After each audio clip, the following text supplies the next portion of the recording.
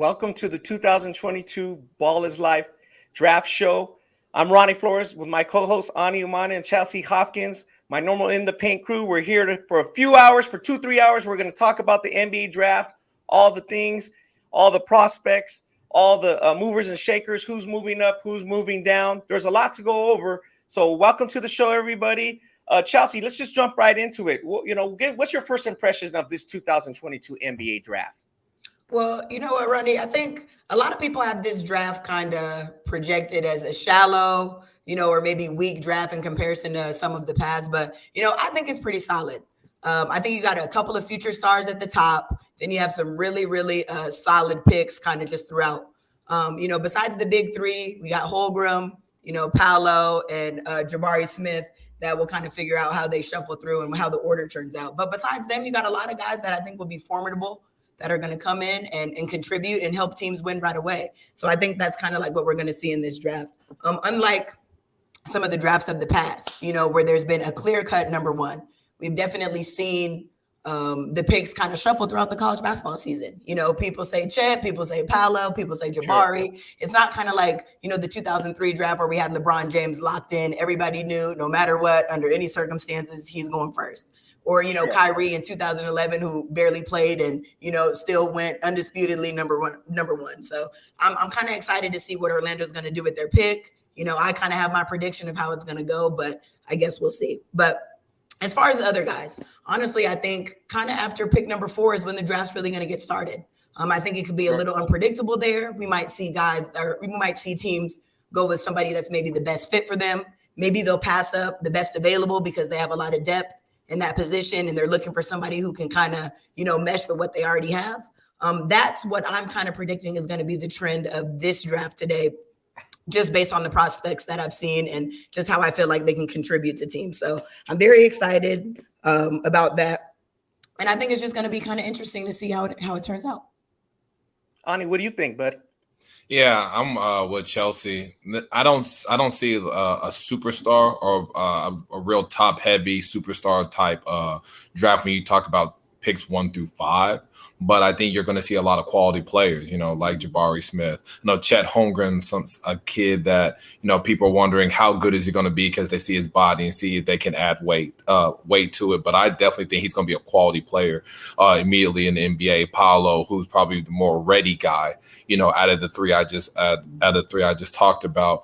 But, you got quality guys like Jaden Ivey, Keegan Murray, Shadon Sharp, who, even though he hasn't played a college game, he's a kid that has a lot of talent, explosive, one of the most explosive players in the draft. And you go to Mathurin, AJ Griffin, Mark Williams, the list goes on and on. I think you're going to see a lot of quality players, in this draft, but I don't think you're going to see any tier ones, number one option, of a playoff team or championship contender in this draft. For sure. Well, we kind of think the order's coming the way that we have on our board with Jabari going to Orlando, the Oklahoma City Thunder, who have a bunch of picks now and in the near future, picking Chet Holmgren, and the Houston Rockets picking Paolo Banchero. Where like Chelsea said, the 4th pick could be very interesting. Maybe the Kings are picking for somebody else. There's a lot of teams that want to move up. There's a lot of teams that want to get in the range of Ivy, Keegan Murray, and Shadon Sharp, who never, like you said, never played a game at Kentucky. But for argument's sake, we're going to talk about the top 3 picks here at the top of the show because that's what what everybody's focusing on a couple hours before they actually get picked. And we're going to play devil's advocate, really go hard in the paint and talk about these guys and why, they should be picked there. I'll let you start, Ani. You start with the guy that you like of the top 3 picks. And then Chelsea, you jump in and then I'll finish with my guy. Okay. Yeah, I definitely think on the top of that list of Jabari Smith for me. I know that's the growing consensus that he's going to be the number 1 overall pick. But for me, he's number 1 in my opinion. 6'10", really can score out in the perimeter. Stop and pop game has improved. He in the playoffs were big wings that can defend multiple spots. They're a priority and they're a hot commodity. Jabari Smith fits that. I don't think he's just going to be some crazy lockdown defender, but he's going to be a very fine switchable defender. And that's why I had Jabari 1. I think he's going to be a 20-plus point per game scorer, a really good complementary piece to a playoff team or a championship contender, but I definitely think just his overall versatility with his size makes him number one in my opinion. Well, let me interrupt you for a minute. Earlier in the week, you kind of thought Chet was your guy, and Chelsea was like, "Well, Jabari's my guy." What's changed in the last 48 hours? Why do you like Jabari so much? I've been having Jabari one. I like Chet's upside. You're going to hear me talk more about Chet just with his. I think his rim protecting, I think it's his day one, just translatable trait. But I just think Jabari's versatility on the offensive end and then defensively, I just think that's when you look at these championship teams like the Golden State Warriors and guys that made it to the title game like the Boston Celtics, you got to have guys like Jabari that fit that mold. Yeah, man, Ani, you stole my pick, and that's okay. I know you've been reading my tweets and my notes. I've had Jabari. I don't have your notification. I've had Jabari for a really long time. And you know what? I just totally agree with you. He kind of fits the prototype of what you're seeing in championship teams in the NBA these days. He's super long. He's athletic. He can shoot. He has a really nice stroke. And he just has a lot of two-way potential. Everybody's looking for that guy who can get you 20 and also, sit down on defense. We saw that with Andrew Wiggins and the Golden State Warriors when they just won a championship. So I'm a fan of Paolo, and I wouldn't be mad if he happened to go number one, because I do think that Orlando is missing a guy. Like they need that guy, a go-to guy, a scorer, somebody who can, make an instant impact. And although I think that Jabari would be exceptional, I think he's the better probably long-term choice for them. I think Paolo is the most NBA ready. So, I can't complain if they end up if they decide to take him. But I think Jabari Smith is the guy. Makes sense. Now, let's go back to you, Ani. So in Oklahoma City, since you kind of favored Jabari in the closing seconds, is Oklahoma City making the right move by staying there? Because if Houston traded away Krysten Wood, now we know Krysten can score 18 points a game, 20 points a game, right? But they open up that spot, and now the world knows they want Paolo.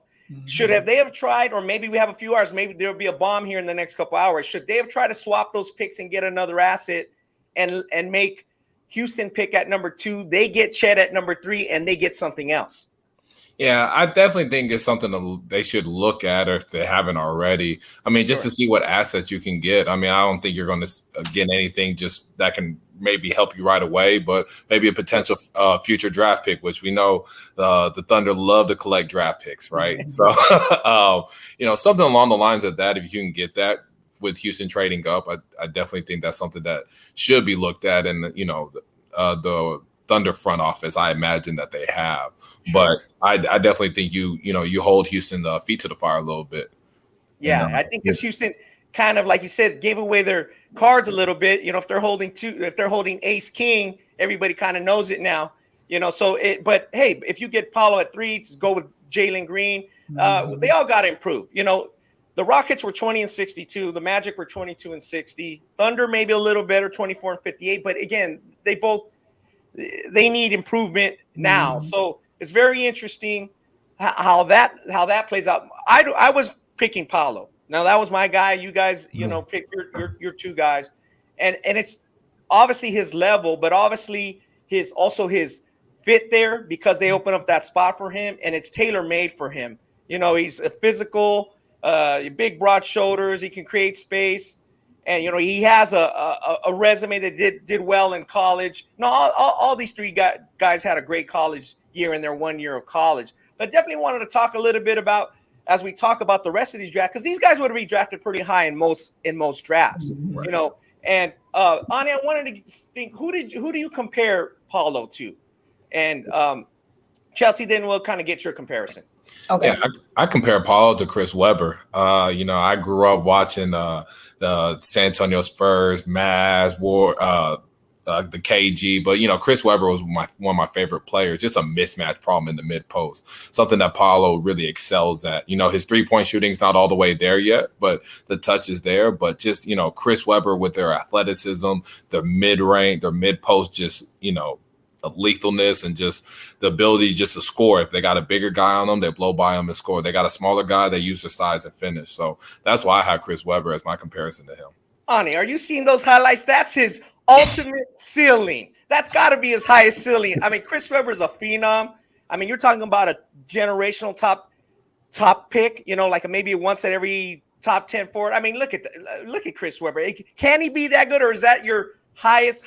Like they're hoping he's that good? You're hoping he's that good. I mean, Chris Webber to me is a Hall of Famer. So I mean, I'm not saying that's what Paolo is, but I think ceiling and just prototype and just fit as a player, he fits what how Chris Webber plays, just as a mid post mismatch problem. Yeah, Ani, and that's a great comparison. Now let me give you a more realistic one. Paolo to me he's like Julius Randle. Like when I watch him play, big, physical. You made the comment about if somebody's on him, they're too small, he's taking you right to the post. Somebody that's too big on him, he's blowing by. Very skilled, arsenal to just kind of fill it up. Which like we said, Orlando needs scoring. Teams always are looking for somebody who can, score. And I think he's super versatile. And I like the Chris Webber comparison, but I think Julius Randle, what we've seen of him as of late, except for, his little flurry at the end of the season with the Knicks, he was really thriving since he got traded from the Lakers, just kind of showing his capability. And I can see Paolo being that type of player. Even just body type, kind of similar. Also reminds me of Jabari Parker. I think they have that similar skill set. And I can definitely see him, Jabari was, hindered by injuries, and that kind of changed the trajectory of his NBA career. But I'm just saying, I can see him as all-star caliber, Julius Randle right there. And I think he'll have a long NBA tenure, but I think that's pretty much what we're going to get out of Paolo. Yeah, I can definitely see the Julius Randle as far as just how they play. But to me, I think Paolo just impacts winning better than Julius Randle. I mean, Julius Randle really had one season where they did good, and then, was that really fool's gold? But I think Paolo's actually going to help Houston actually win more games and do it more consistently. That's why, I like the Julius Randle pick, but I think Paolo's going to be more of a winner than I like that. And he's coming from Duke, so, Makes sense. So as we talked about the top 3 picks, we have 5 special guests on our podcast and our show today. And it should be great 5 guests that really do a good job, really know these players. We also have a special player guest, a guy who's going to be projected to be in this first round later this evening. So we want to go to our first guest, who is Matt Babcock. He's a well-known draft expert. Matt has done a good job. So let's get into his interview now. We now welcome Matt Babcock to the Draft Show. Matt, we appreciate you jumping on, giving us some of your time to give us some of your draft expertise. You've been doing this for a while on the draft side for basketballnews.com, and you also have some insight out on the side of an agent. So we're going to get you from some different spectrums today. So we appreciate it. Welcome to the show. No, thanks, Ronnie. I really appreciate you guys having me. Oh, absolutely. Coach, just like anything else, the number one question people want to know, when does the draft really start this year? When does things get exciting for people out there? Obviously, people know about the big 3, but is it pick number 4? Is it pick number 5? What do you think here at the top of this draft? Yeah, I think the excitement starts early. I think most teams, and myself included, are expecting Jabari Smith to go number 1. Some people think Chet Holmgren has an outside chance. So the number 2 pick to me is where it really gets interesting. Sam Presti is known to be a mover and a shaker, and he's in asset collection mode. So who knows what he's going to be doing? And then another interesting element is, from my understanding, is Chet Holmgren has not been doing any physicals or providing medical information to any teams, which is an interesting element, which tells me one of 2 things: is the agents are trying to manipulate the draft and have him slip, or to try and control which team he goes to. Or there's something to hide, right? So either way you split it, I find it to be intriguing. And so, I think it starts early. Gotcha. Yeah. The draft pool comes from a variety of sources. Does that create more work or anxiety for NBA scouts? I want to get your opinion on that. No, sure. I don't know if anxiety is the right word. Additional pressure maybe. But I think any decent scout, holds themselves accountable. And the way I look at it is I look at every player in a compartmentalized way, where it's just, I need to do a certain level of work to get to a comfort level with that player. So sometimes it takes, more work than others. And so, for example, with like the G League Ignite or Overtime Elite, or we got, guys like Leonard Miller who pulled out, but we were having to, break him down with, not much access to him. And Sure. Each player kind of provides a unique scenario where we have to kind of break it down differently. Yeah, Matt, like we said about the agent side, we're a little bit out from the draft. Obviously, the draft is a little bit later in the week, but you have plenty of experience on the agent side. So tell us about that process a bit of what an agent is focused on at this time, and then what will it be like in like the last 24 to 48 hours, right up to the draft? What is the job and what's the mindset and what's the process? Take us through that a little bit. Yeah, I mean, I think from an agent's perspective, that's where the anxiety kicks in the week of the draft. I mean, most of the work has been done, if not all of the work, for representing the guys leading up to the draft. Sure. But there's a built-in pressure of just not knowing what's going to happen, and feeling like you have to do so many different things. But the reality is, you've kind of done the work, and the teams are going to do what they're going to do. I would say that. For players that are more fringe or second round type picks, that there is some additional work. Teams could be calling, asking if they'd be willing to accept a two-way contract or do a draft and stash and go overseas. Sure. But I mean, as far as promoting your player and stuff like that, most of the work's done. But the agents do certainly feel the pressure still. Sure, Coach. Matt, tell us a little bit about maybe one or two things an agent does that is a little underappreciated at this time, or that the coming into the process, coming out of college, especially, that a family doesn't really know, or they're like, man, we appreciate you doing that. What's the one thing that you could point to that almost every, especially the lower picks, that they really need you to do? Well, yeah, I mean, I think you hit the nail on the head. With the top rated player, I think the agent work is pretty simple. I mean, the top, this year we've got the top four is my tier one. You don't have to do a whole lot. I mean, these guys are probably working out for 1, 2, 3 teams maybe. So there's not much management going on. For guys that the further down you go in the draft, the more work there is. And so, I mean, for a guy that's, let's say, a mid-second round pick undrafted, theoretically all 30 teams are a possibility, because if he goes undrafted, you're a free agent. So, I mean, summer league spots, two ways, exhibit 10s. And so there's a lot. There needs to be a focal point on the management part of it, rather than promoting your players. You need to make sure that you're putting your players in all the right spots to shine, with as many teams as possible in a really tight window. And so the most an agent will probably ever work is representing a second round pick. Gotcha. Yeah. Matt, on the agent side, like, how important was it to get guys that are like fringe lottery, like later lottery guys, or mid to late first round guys, like green room advice? I kind of heard that some in the past where some guys were really wanting that. Is that a big deal for agents to get done for their clients that are around that range? Yeah, I mean, for sure. I think, from just an experience standpoint, I mean, it's everybody's, childhood dream to play in the NBA and walk on stage. And I mean, for me, it was David Stern, right? I visualized myself, walking on stage and shaking David Stern's hand. Now it's Adam Silver. And so I think it's more of like a personal experience that the agents want to provide for the players and the families, rather than being more of a business deal. But then from a business standpoint, it's good for marketing. It's good for the players' marketability, and for the agent and agencies as well. Yeah, that definitely makes sense. They get that shine, they get the chance to be on stage, and people get to see who the agent is too. That may help on the other side, especially if the people follow it. There's always talk about a value pick, Matt. Where you get some good odd value. Obviously, Jabari Smith is a value, but what team or who do you see for seeing getting a great steal at their spot, and which player that might be? What's the first value pick that you see? Yeah, we actually just updated our mock draft this morning, and two picks that I'm pretty excited about. Hypothetically, is Ty Washington to Houston at number 17. He's a guy personally I would look at him in the lottery. Just a big fan of Ty's, and then also Marjon Beauchamp. I have him going to Denver at number 21.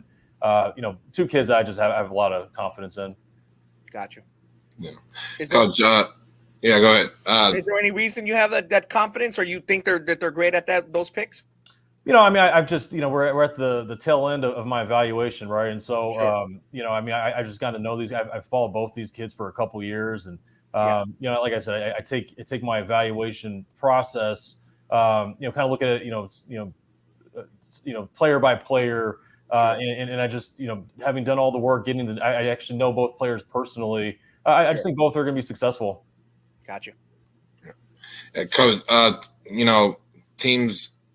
Well, it seems like teams do have a different philosophy, either it's draft need or draft best available player. Is that just a difference in philosophies with teams that you've experienced?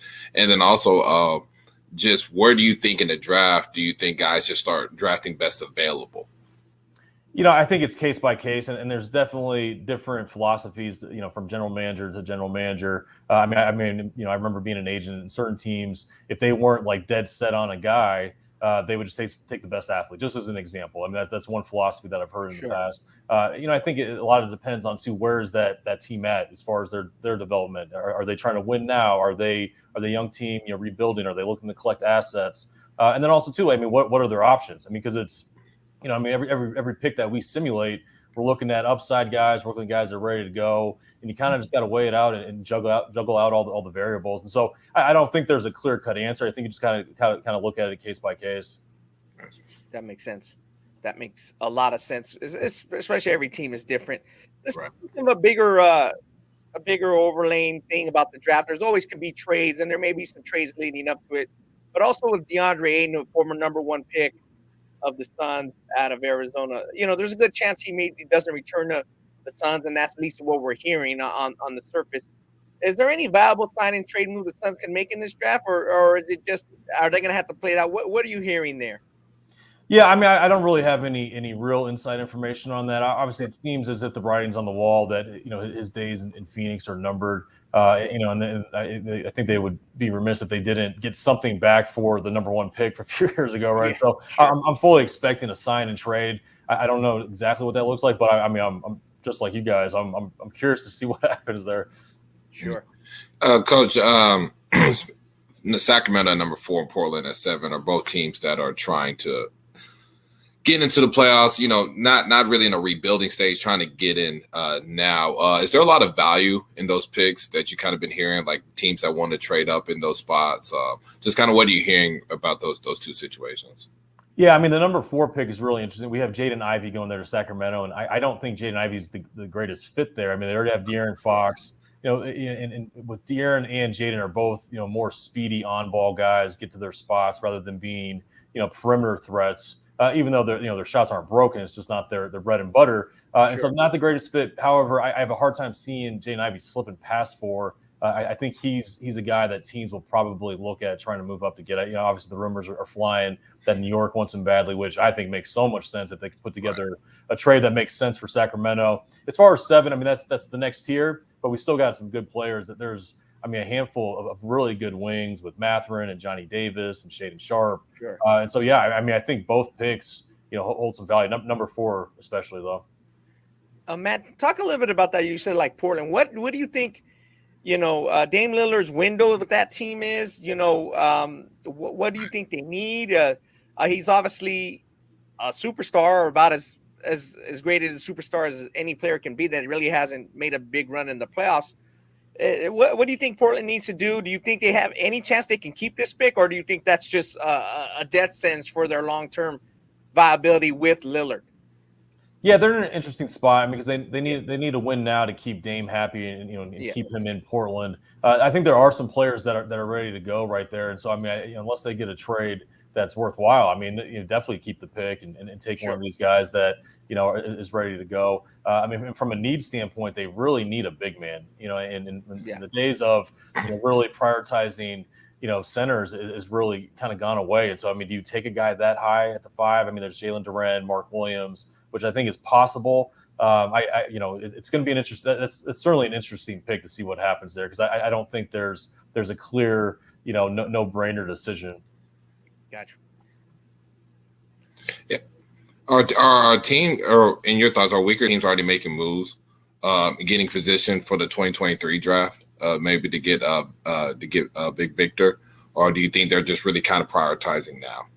Yeah, I think there's certain teams that are doing. Oklahoma City is taking the long game approach of rebuilding, and if teams aren't, they should be. Victor Wembanyama is an incredible prospect, and don't forget Scoot Henderson. So we got 2 guys next year that I think would both, probably be the first pick in this year's draft. And they also got the Thompson twins at overtime elite. Next year's draft is going to be pretty dang good. So I think teams will probably hold on to their first round picks for the most part.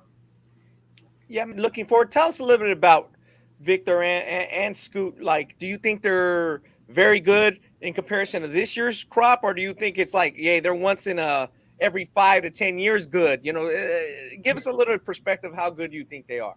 Yeah, I mean, they're two of the best prospects that I've seen at this stage, and obviously there's so much that could happen between now and until they hit their peak in the NBA. But I mean, Victor, we the last 2 years we've had Chet Holmgren and Evan Mobley, both been sort of unicorn type prospects.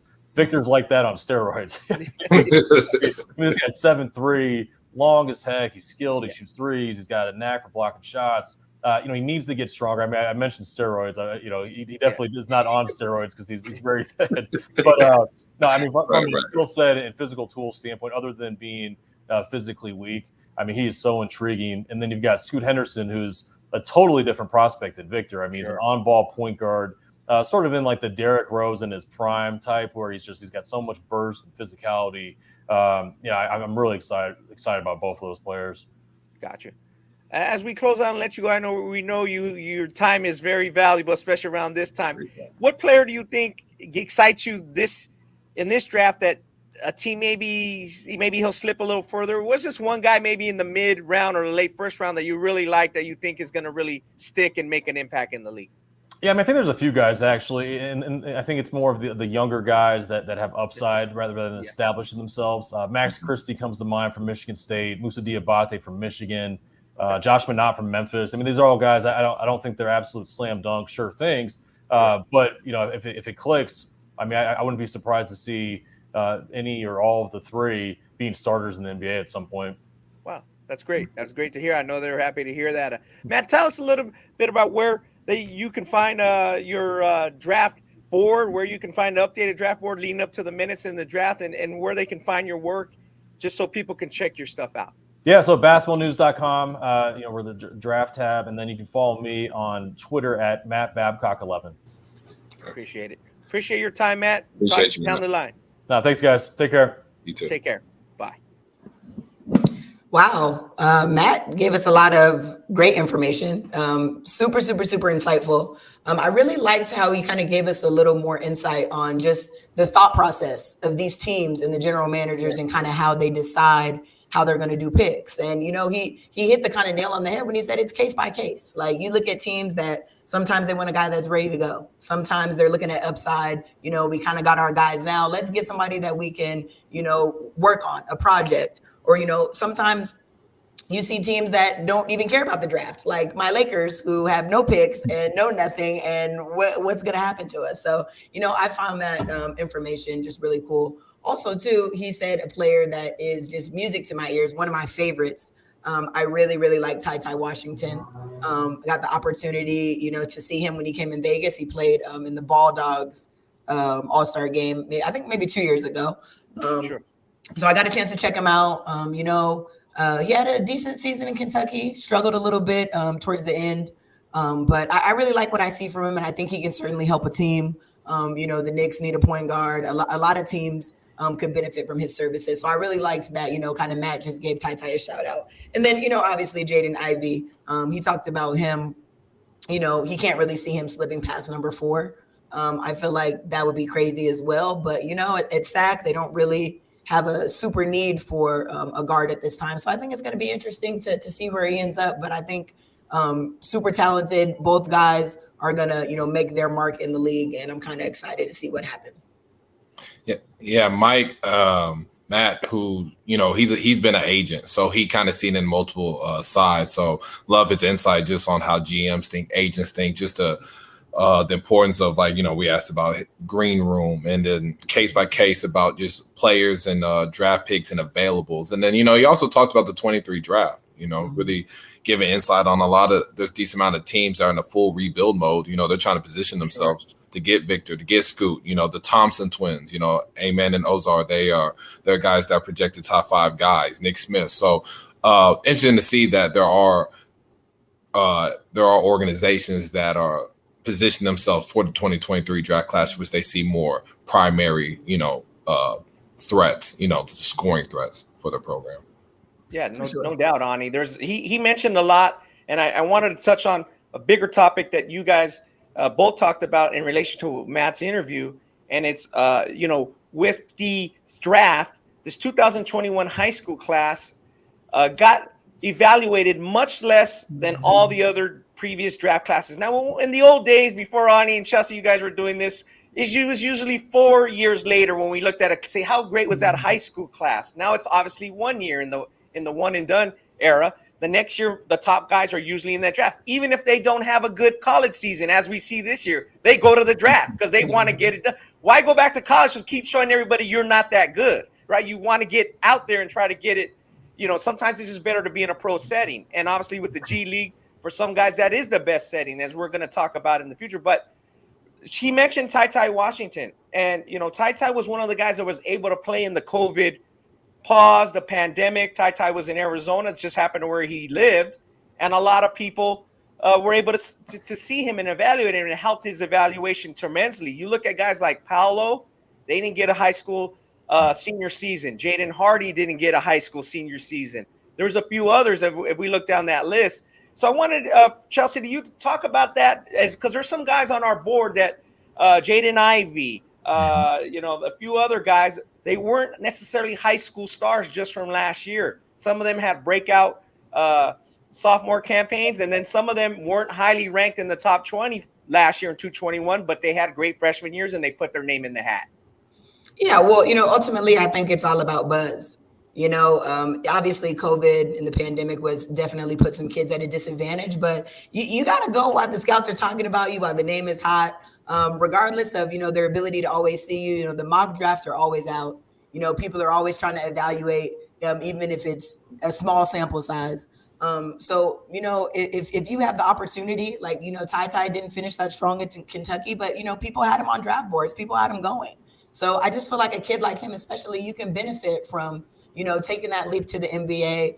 You got to be mature about the situation, but you take the leap to the NBA and you grow your game and you get yourself ready for the next level. And there was a time too, in Kentucky where you didn't have a choice but to go. Like Calipari is bringing in another, Sure. number 1, 2, 3, 4, a potential pick, and you got to get out of there. So, it's going to be difficult, and there's always going to be a learning curve, like Matt alluded to, not all these players are ready to go. Some of them are going to hit the ground running. Some of them are going to have to kind of figure it out. But I think if you have the option to get drafted, especially in the first round, maybe not so much lottery, but just first round in general, I think, there's definitely benefits to going and to figuring it out. And I think Ty is going to experience that. And Ani, what do you think? Based on the 2021 class having COVID, some of them not having the senior year, a smaller sample size, and then that's kind of showing. We have 24 guys in the green room in New York tonight, and it's like, oh boy, are a few going to be falling and waiting? Are they going to be the next Bull, Aaron Rodgers in the NFL, where the famous waiting, he's waiting? We hope that not, but the numbers game says maybe so. Right. No, you're absolutely right about that 21 class not having large sample size. And Ty benefited with being at AZ Compass and then playing, during COVID. So he was probably, he went from a top 100 to like a top 10 guy, like within the whole scholastic season. And, that kind of carried him through Kentucky, not taking anything away from him. He's an NBA player. I think he'll be a solid NBA player, but he did really benefit with a lot of guys not having a season. Like Paolo really couldn't get out. They formed a team together during COVID, but he wasn't playing a lot of games, and some of these guys kind of fell through the crack because they're not playing, right? So a guy like Ty Washington, who got to play, they won the grind session championship. He really blew up during that senior year, which allowed him to really carry some momentum going to Kentucky. So even though he didn't have a great season, what he did in the high school that senior year, when a lot of people weren't playing, has helped him be in this point and have a chance to still be in the first round draft pick. Sure. Yeah. He got into the green room with that. So, let's look at our board as we look at, some of the picks lower. We obviously know who's in the top 3. When we look at Keegan Murray and we slide down, we're, Shaden Sharp there. He's another guy that definitely doesn't have a big sample size, probably the smallest one, and he's so intriguing in many ways. Dyson Daniels, who started for the G League Ignite, and a lot of people like him. Benedict Matherin's a kid who came from the NBA Latin Academy. He had a great sophomore year at University of Arizona. Johnny Davis, Johnny, it wasn't even in some people's top 100.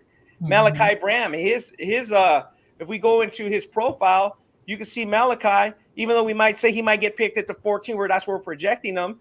His look where he was rated at 221. Ani, that's not a bad rating, but what I kind of gathered is that he can break guys down, score. By the end of the senior year, people were like, this guy's going to be an NBA player.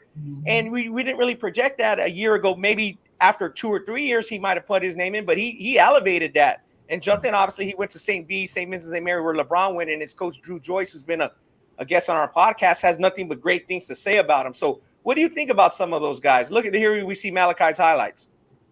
Yeah, Malachi, I mean, again, we had ESPN ranked him 34th. The consensus was like in the 30s, basically, on there. And again, another player that if we probably had a larger sample size, could have been ranked higher. That he comes in this first season, Ohio State, and he was fantastic. Showed his versatility, his athleticism, his length.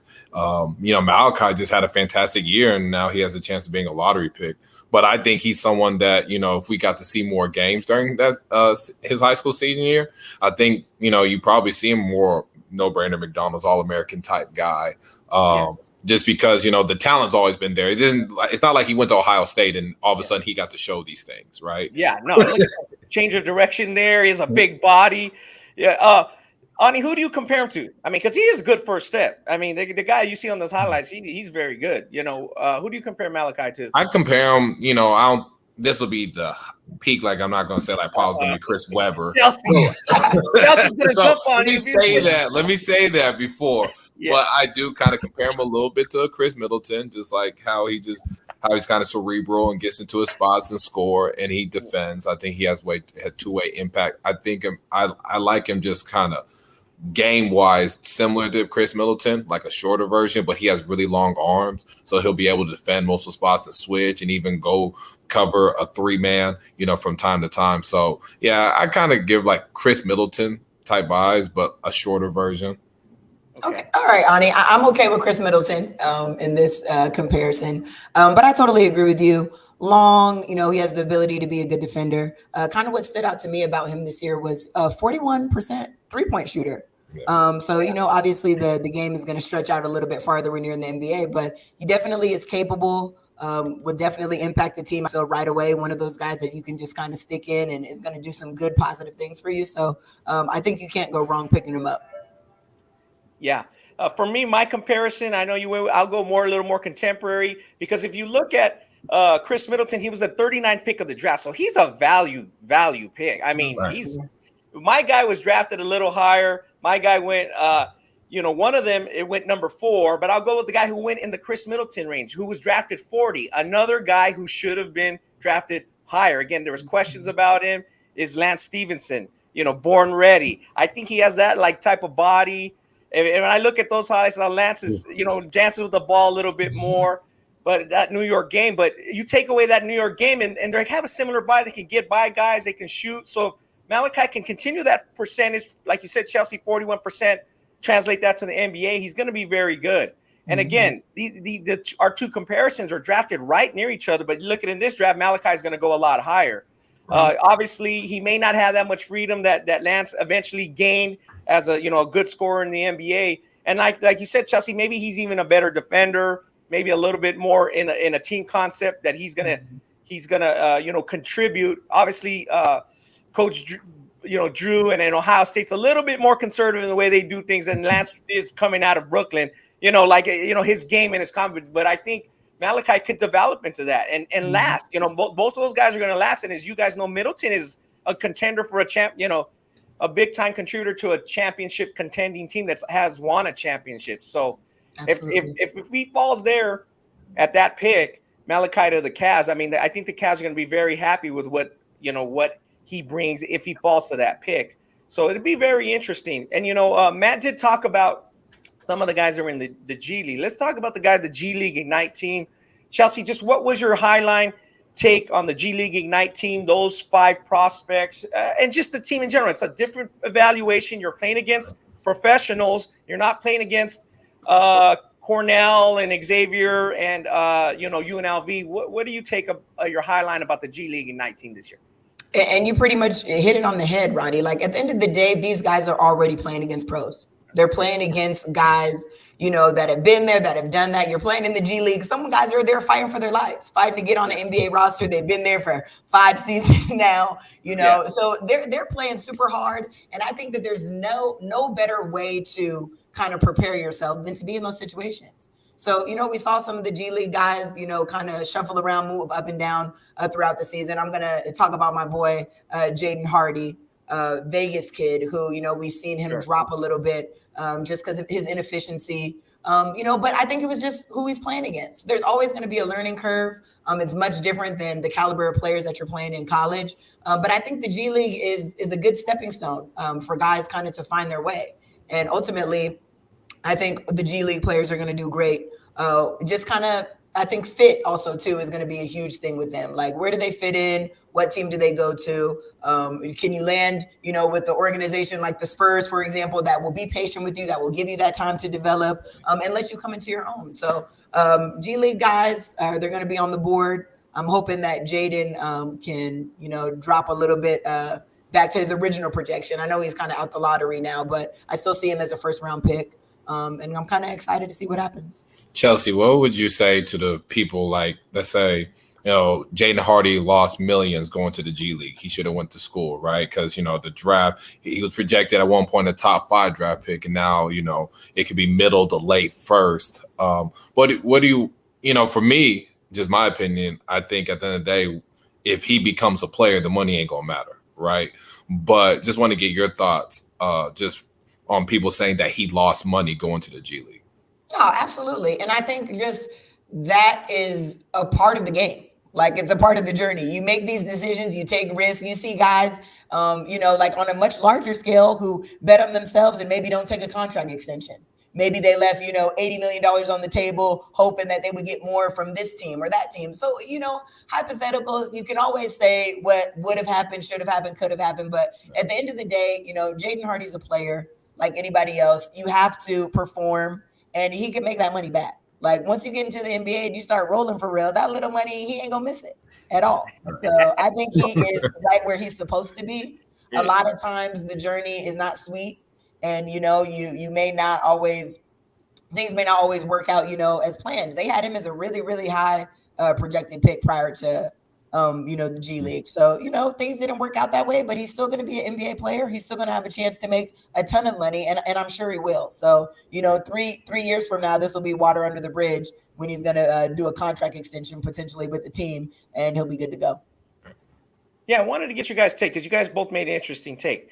You guys said he was projected once as a top 5 pick, but is that because his high school ranking, or was he really projected in this draft as a top pick? Because we keep saying that, we keep talking about last year's high school crop because they're kind of dominating this draft just like they do every year. Do you think, Ani, that's fair? It's like, we have these guys in these drafts, and a lot of times it looks like the high school rankings from 247, ESPN and Rivals from the year before, and it's just moved around a little bit. What do you take about that? Like, if you look at Jaden Hardy, look where Jaden was ranked just a year ago. Obviously, he played the Vegas Elite Travel Team at Coronado High School, where he didn't play his senior year, worked out.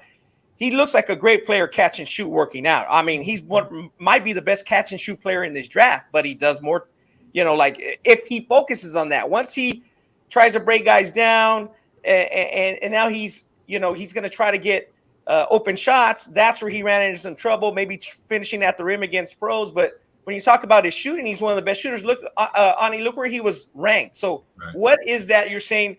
Are you guys meaning that he was, projected based on those rankings, or projected at the beginning of the year going into the season and see how it plays out? For me, it's more projected off the rankings, but plus it's his talent. Even though he didn't play for Coronado his senior year, he did play. I think it was like the summer team. They had those leagues they're playing in. He was fantastic. I mean, shooting deep threes, showing his shot creation ability off the dribble. He's a good enough athlete in the NBA. I thought just his talent alone is the reason that he was ranked so high. Right. And just, being in the G League is different, right? The shooting numbers weren't great, but like we talked about before, he was playing against pros, right? So the numbers are going to dip. I just my opinion, if you put the guys that are ranked ahead of him currently, like in a mock draft, if you put them in the NBA G League, you mean to tell me their numbers would have stayed the same like it is in college? Yeah. It would dip too. Right. So I definitely think it was talent for why he was ranked that high, and the talent that hasn't gone anywhere. It just, he went against pros. People kind of question a little bit, just, is he that good of a shooter? Is he that good of a shot creator? And in the beginning of the G League, he was struggling because he was taking too many dribbles, taking really tough shots. And then when he got in a groove, you look at his numbers the last couple of games, it improved. You saw that he got a rhythm and got a flow within just how the NBA game is. And I think his talent's still there, but the talent is the reason that he was ranked so high. Yeah, and Ani, just kind of to piggyback off of what you said too. Obviously, the more the scouts are able to watch you, the more they're going to be able to dissect your game as well. So it goes both ways. You talk about, players in the COVID, taking a hit because they, maybe weren't seen as much, but also sometimes that works in your favor.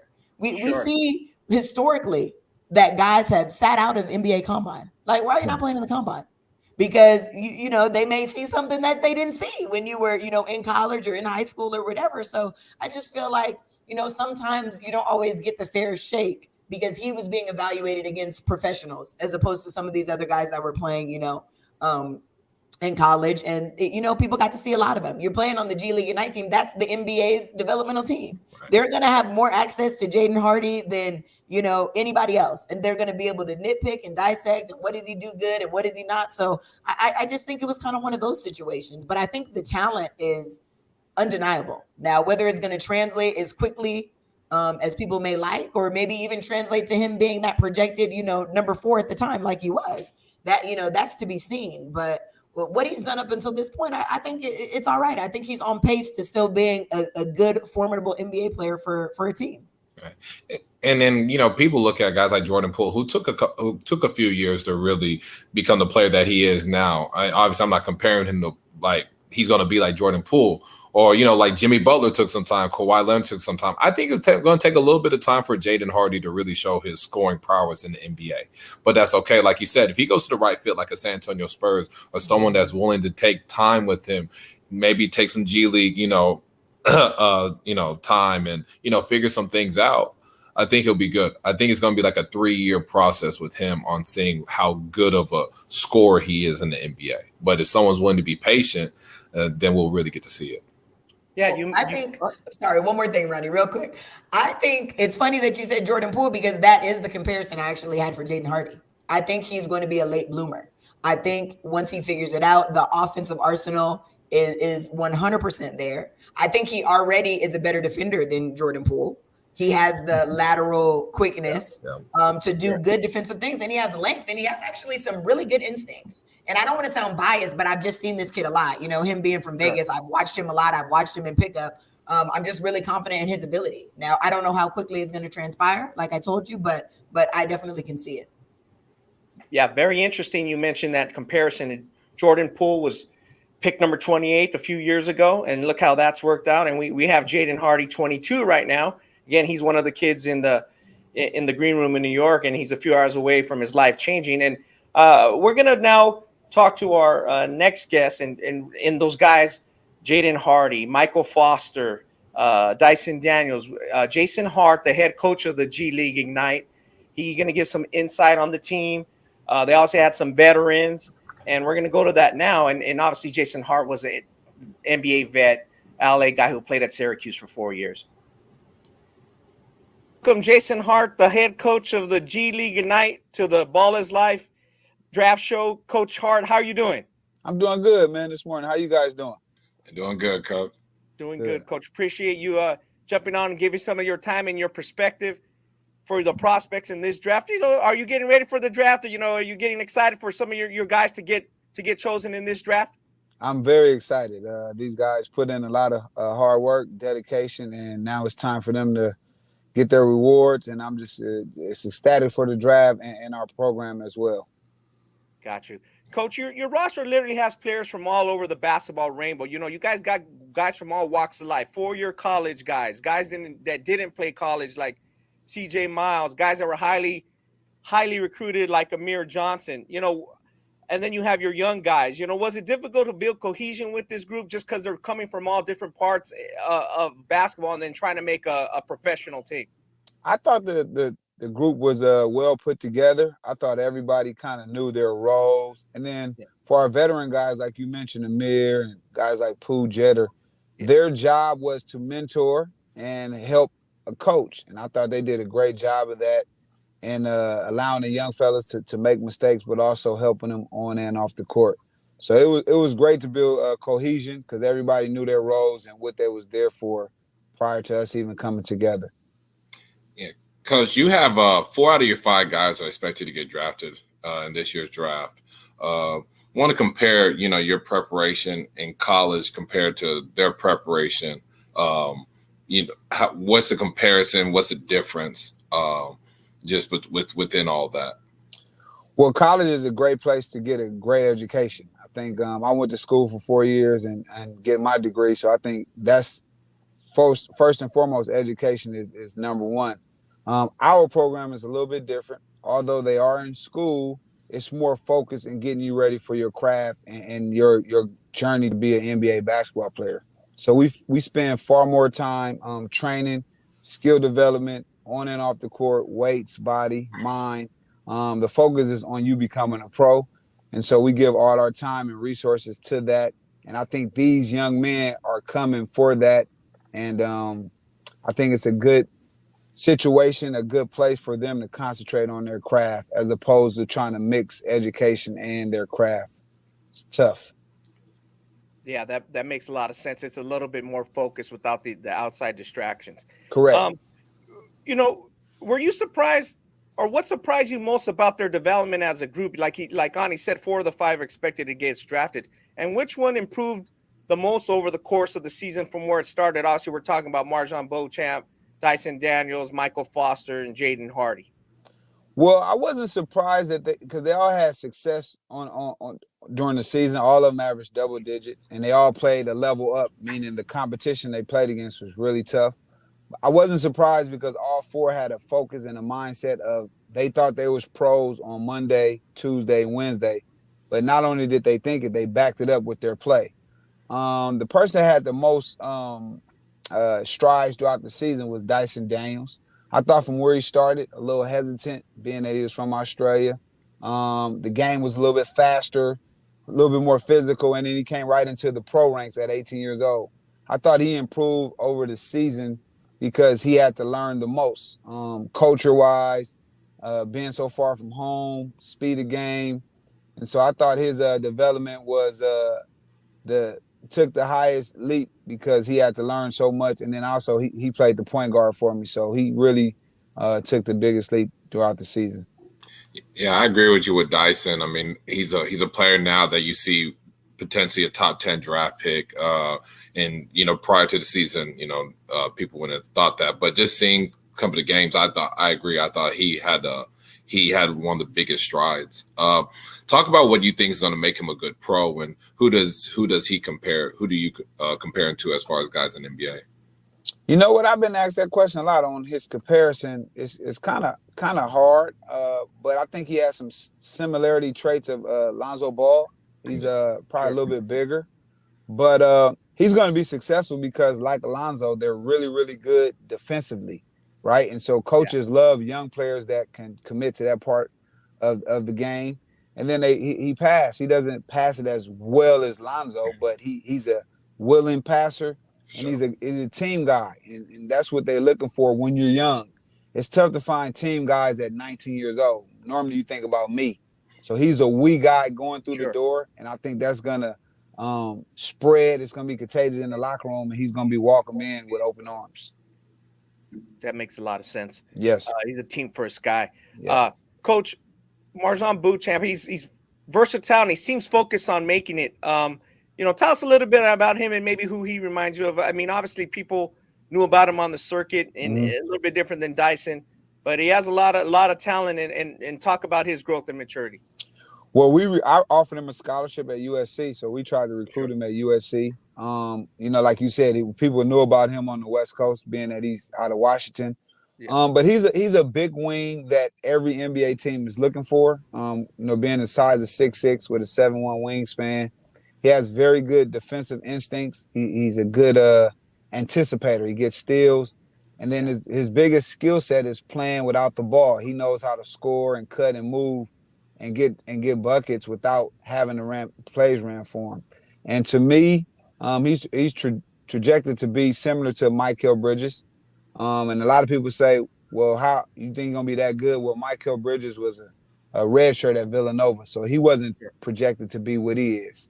So I think with him just continue to work, I think he can kind of be a 3-and-D guy, defensive stopper in the NBA because of his length. Yeah, Coach. Another one that's expected to get drafted is Michael Foster, and I know prior to coming to y'all, there was a wide array of opinions about him. Do you feel like he's had a bad rap just coming in to y'all, and just talk about his development through this season and what type of team? I'm sorry. Go ahead. No, you go ahead. And another thing is, like, what type of team do you envision him helping in the next level?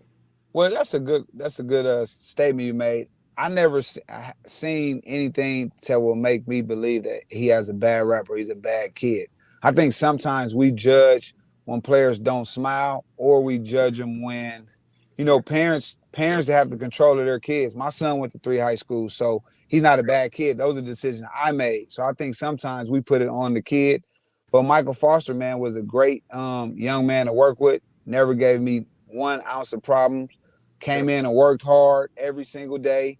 Played every game, averaged 17 points, 8 rebounds at a big position at 18 years old. So success-wise, he did good. I didn't judge him from high school, so I didn't have no problems with him coming to work. But I think he's the new age big where he can play a little bit of 5, a little bit of 4. He can handle his skill set. And then those guys, all of them included, when you're so young and you go into the pros, you still kind of trying to identify with your game. So once he in particular identifies what he's good at and play to those strengths, he's going to be a really good player. But he can help any team because he's that new small ball 5 that everybody's looking for. I agree. I definitely agree with that. Yeah. Coach, on the flip side, like you said, a lot of people's opinion varied on Michael Foster. Some really liked him, some not so much. But Jaden Hardy was on the opposite spectrum. He was a beloved prospect with little criticism coming in, but he did have his struggles with you guys at time. What's one aspect of his game that will be an asset to any team he goes to? And at the end of the day, why are some of these teams going to be kicking themselves that they passed him up in this draft? Well, a lot of teams are going to be kicking themselves because, our players, and for whatever reason, it's not a bad thing. They judge them on, like, if they have a bad game, they judge them as if they was playing against like LMU or San Diego. Like they judge our guys as if they was in college. And so I explained to them, this is what it is. That's why I respect them so much, because they chose to open themselves up for criticism, being that they're playing another level of talent. But teams are going to be kicking themselves in the butt because he did struggle early, and that's with shot selection, field goal percent. But again, when you're young and playing against pros, this is what it looks like. And so although he did struggle, he still averaged 19 and 4 and 4. So he has a huge ability to score the basketball, Ronnie. As you know, you watched him and covered him. And he can create a shot when he feels like it. So he's going to be similar, in my opinion, to like a Jordan Clarkson, a Lou Williams, Jamal Crawford, a guy that can score when you need a bucket. And that's what I kind of project him to be. And teams will kick themselves in the butt here soon. Oh, yeah. No, I'm a big Jaden Hardy fan. I think, like you said, just one of the best shot creators in the draft. And I think, people look at his numbers and say, oh, the shooting numbers aren't great. But it's like you said, like, what if he played – he wasn't playing LMU and, a couple mid-major games. I mean, he was going against pros. So, I mean, he could have, like, piggybacked. And all those young men, they could have just piggybacked. They could have hooked up with other 5 stars and said, let's go over here and win a couple bye games and get our numbers up. And then when we do play the tough teams, the numbers will come down 4 points. You still average 15 and trick them and get drafted high that way. I think our guys will be pro-ready with terminology, the physicality of the game, and understanding how they have to work. And you got to respect all your opponents each time you step on the court. And that kind of falls over my next question. Just talking about, when you evaluate the G League Ignite roster compared to like going to the NBA, what aspects of their game are different, compared to someone in the college game? Would you say some of the stuff you just said are that, or just kind of what's your thoughts on that? Well, I think, just because you play for us, that doesn't mean you're going to have like immediate success. I'm just talking about as far as terminology, understanding what it takes to be a pro on and off the court. And so they're groomed and getting primed to be NBA basketball players. And so they have that leg up, but they still must continue to work hard, develop, and stay humble at the same time. And all of them had some form of not an easy road. And so that was a good thing for me. They was able to have to turn the pillow over and get to the other side without, mommy or dad help. They had to figure it out on their own. And that's what it is to be a pro, figuring it out. Yeah, that makes a lot of sense. They didn't have the support of a bunch of people in the college system. There's a lot of support. There's a lot of hand holding, especially for highly recruited prospects. Let's be honest. Right. Yes. You're a right. lot of people that will step in and try to help them. Coach, when you talk about that, you talk about a college environment. You were in one of the best college environments for 4 years. You can play in front of 30,000 people at the Carrier Dome. Based on that, is there anything your young guys missed out on? Is anything developmental, or is it just the social aspects that they missed out? Did they miss out on anything in the college game that it could have helped their development?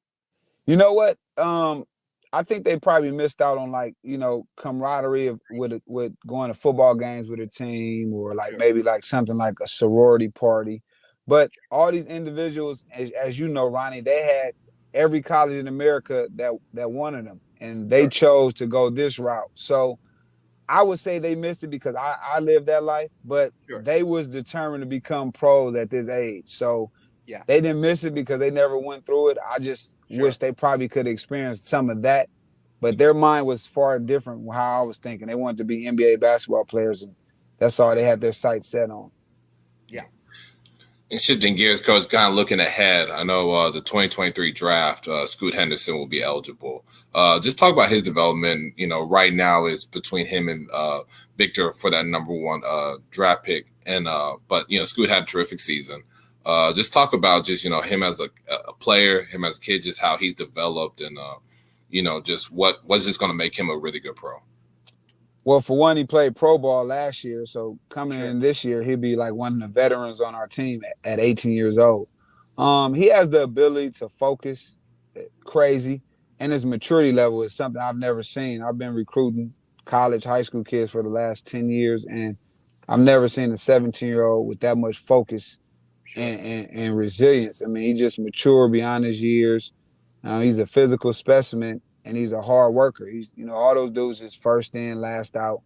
They're possessed with trying to become really good basketball players, and so that's going to get him over. This year now is the development of becoming like a point guard in terms of controlling tempo, knowing when to shoot, when not to shoot, getting his players off. So I'm looking for him to take that leap. But as far as the physical part of the game, that's easy for him. Now it's getting the mental down. Gotcha. Coach, as we close out, we appreciate your time. The draft is coming up. Is there any insider team that you kind of hope, just as a coach and as a mentor of these guys, that you want to see any other player go to, maybe a position you're like, obviously you don't want to see them on the worst team in the league maybe, but anything like that? Or are you just happy for that they have the opportunity to get drafted? Ronnie, I'm just happy to have an opportunity to get drafted. I mean, 60 picks, whether you go 1 or number 60, your percentages of getting drafted is obviously lower than the rest of the world. You're talking about billions of people that want to get drafted. So anywhere they go, I'll be ecstatic for them because I know that it's hard work, and hopefully they have an opportunity to enjoy that night with their families. Sure. 100%. We appreciate the time, Coach Hart. We look forward to it, and I know you look forward to the draft on Thursday night, so thank you for your time. All right, brother. Appreciate you guys. Okay. No problem. Appreciate it. Jason gave a lot of interesting information. I guess stuff that I can't really say that I knew. When I first heard about the G League team, I always thought it was just kind of in response, or the NBA's way of, deterring kids from forfeiting college, going overseas, try to keep them, at home. I guess I didn't really understand how impactful, even though, these kids are going to be scrutinized because they're kind of being evaluated to a different level. So I'm glad that, Coach gave us a little bit of insight on that. And also, too, honestly, I didn't know that they participated in school. Like, he said they do a little bit of school, but it's heavily focused on just crafting and making it to the NBA. And honestly, I really respect that, because ultimately that's a lot of the goals of these kids anyway. And, they say, the old saying is, keep the main thing the main thing. These kids, are kept away from a lot of distractions. Coach talked about camaraderie and, maybe getting to experience the college life, which, I think ultimately there's nothing wrong with that. But, when you go all in on your dreams, then, you know that you're giving it your all, and, you can't really underestimate or devalue kind of the journey and what it took to get there. So that's why I personally think a lot of his kids are going to be just super successful, just because, they've had the opportunity to already take that leap, play as a professional. They've made some money, and now it's just kind of about the hunger, and the opportunity to get more and to move on to their next goal. And ultimately, that's hopefully getting drafted around 5:00. But, he talks a little bit about Dyson, just projected lottery pick from Australia, just how he improved just tremendously. And Ronnie, I kind of wanted to get your player comp with Dyson. I really enjoy him. I got to see him a little bit in the G League, and I like his game. I think he's definitely going to help a team. I have my comparison, but I kind of want to hear yours first. And then if I have to, correct you like I did Ani a little bit, I don't mind, but I'll give you the opportunity to let me know what you think about Dyson. Sure. Well, like Coach Hart said, Dyson started a little slow, but they had him the reins to the keys of the team. And him coming from Australia, if you look at his size, you see a lot of little different things. Lonzo Ball, maybe. But I like Sean Livingston. Livingston, who obviously was drafted very high coming out of high school. So he has a very similar path. You don't know exactly what you're getting from a high school player. Now, as you watch these highlights, there's obviously two Sean Livingstons. There's one that got drafted by the Clippers, and there's one who helped Golden State and used his brain eventually even more than his body and his IQ. He just knows the game, knows how to move. Those devastating injuries obviously changed the trajectory of his career, but it was also in some sense a blessing. His moxie, his feel for the game, knowing when to hit the pass, knowing when to take the shot. He did everything right. What was in the right spot as you see him there, and he just brought this calming effect to the team. Whatever team he was on, especially obviously in his Golden State years, that team was better for it. There's some guys in the draft like that, and I think Dyson could eventually be that. Obviously, he got to put his feet to the fire. They have a similar body, similar type of body, not super explosive. And obviously, if you look at Sean when he's younger, his explosiveness is off the chart. So Dyson is not that, but I think when you look at the one who eventually became and helped become a world champion, I think Dyson could eventually fit that kind of mold for a team, and where we have him drafted. Obviously we have him on the board at right now to 7, and if he can, offset, if he goes there and I could set some of what Damian Lillard brings to the team, that would, I think, make Dame Lillard down the line take a little bit of pressure off him, just like Jordan Poole takes pressure off of Steph. Yeah, no, I love the Sean Livingston comparison. I was a huge Sean Livingston fan, especially coming out of high school. Like you said, Sean was more explosive, but Dyson just has a calming effect to the game, can impact the game both ways, especially with his defense, can guard really virtually any perimeter position, and just a good passer, solid athlete. I think the shooting's getting there. I know that's one thing that they kind of knock him for. And even Sean Livingston was a really good mid-range shooter, but couldn't extend his shot out to the 3. But I like that comparison as far as, with Sean Livingston, because they can impact the game in other ways. And so, yeah, I have mine is Sean Livingston for the most part, just stylistically. Okay, I'm okay with Sean Livingston. I'll give you guys that one. When I watched this kid's tape, I had a little bit more of a playmaker vibe from him. He kind of reminds me of Tyrese Halliburton. He was in SAC, was traded to Indiana, but just the poise and the calmness that he plays with, always at his own pace. There were so many questions of Halliburton's shot when he came into the league. He has kind of a funky shot, but, he turned out to be an excellent shooter, a respectable shooter. But I kind of just like how he manipulates the game. He's tall, he's long, he's wiry, so they have similar, body types. And I really can see Dyson coming in and having that type of impact. Just as a playmaker, somebody who's kind of setting the table for other people, has the ability to score on his own, ability to become a better shooter. But just the basketball IQ, I think, is off the charts. And I like the Sean Livingston comparison because I feel like he was able to make that adjustment once he changed as a player, after injury. So, okay, that was pretty good, guys. And another one that I give is Michael Carter-Williams. Obviously, his career didn't go the way that we expected, but, he was a rookie of the year. He was another guy that was cerebral, could attack and score more into that mid-range type area, but he reminds me of like a Michael Carter-Williams of what we thought he was going to be compared to what his career ended up being. Yeah, no doubt. And I like to talk sometimes about, like, in that Carter-Williams mode, what you're saying, Ani, what we thought they were going to be or what we projected in high school, because that's what me and you do a lot. Watch them in the grassroots scene, watch them in the high school scene. Or I think Chelsea's more like, I want to see them live in camera on the big stage and what they can do, like more of the focus on the NBA and what they're going to produce and what type of comparison you give. So let's talk a little bit about Michael Foster. He's not on our board. There's no need to. He was highly regarded at Hillcrest. He did play with Dalen Terry 1 year there. Coach talked a little bit about him, Coach Hart. It was a situation where I figured that he was going to go pro route, Ani. I don't know if you thought that. I was like, this kid's going to go pro route if he can. Big body, got the big, strong. His shoulders look like Karl Malone's at times. But again, his game has to come along. I mean, right now, maybe he gets drafted in the second round, maybe higher, maybe lower. What did you see, Ani, from that? And, do you think he could turn it around, or do you think he's got work to do? Yeah, he definitely has work to do. I can see it turning around. I know there was questions about just him, like his love for the game, going into all this. But like Coach Hart was talking about, he hasn't had any issues. So it's good that Michael's been working, right? And you see it in glimpses with him in some of those G League games. Just, him being able to use his body, show some versatility with the handle and the finishing. But he still has some ways to go. I think his feel needs to get better. Definitely needs to become more of a better jump shooter. But if Michael's working the way that Coach Hart has said that he is, I think he'll figure out and he'll get a niche in this league. A guy that big and strong and athletic, if he can kind of figure some things out and keep working, I can see him finding some type of role, even if that's a second, third guy coming off the bench. No, for sure, Ani, and when you look at a kid like Michael Foster, again, I don't want to downplay the experience of playing against professionals. Like he that is so important, and people really need to just understand that because they're having their learning curve maybe right now. Some people have to get to the league and actually experience it. So Michael Foster very well could be a steal for somebody. And there's going to be some steals in my draft.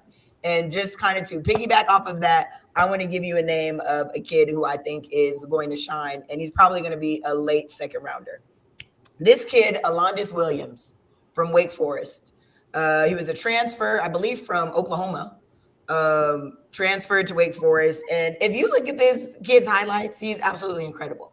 I mean, he can really pass it. He's big, he's strong, he's physical, he's explosive. I really have this kid being an instant impact contributor to any team that he goes to. I think people finally are starting to kind of take note of him. Alondes, along with Jalen Williams, who shined in the draft combine. Jalen Williams, kid out of Santa Clara, guard, long. These are my picks that maybe people don't know so much about. Maybe you haven't seen him too much in college, but there's some picks definitely later on in the draft board that are going to be instant contributors and guys that are ready to go. So I'm looking at those two to be potential steals, and hopefully Michael Foster will be too. I'm rooting for that kid. There's always things in life that happen. And that's why, I'm just a fan of second chances. He's getting his opportunity. His coach says he's working hard. His coach would know better than anybody. So hopefully he'll get his chance and he'll be good as well. So, but Ani, I want to hear who you think is a steal, and don't try to take my guys because you did take, Paolo earlier. You took Jabari Smith earlier, but that's okay. I want to hear who you got on the draft board later on. My first one is Moussa Diabate from Michigan, 6'11" with a 7'3" wingspan, agile, good awareness on the defense end, the rebounds, the block shots. Offensively coming along, he's a guy that I've seen with the upside, be able to face up and score. See him like a better version of Cheek Diallo, who's played at Kansas.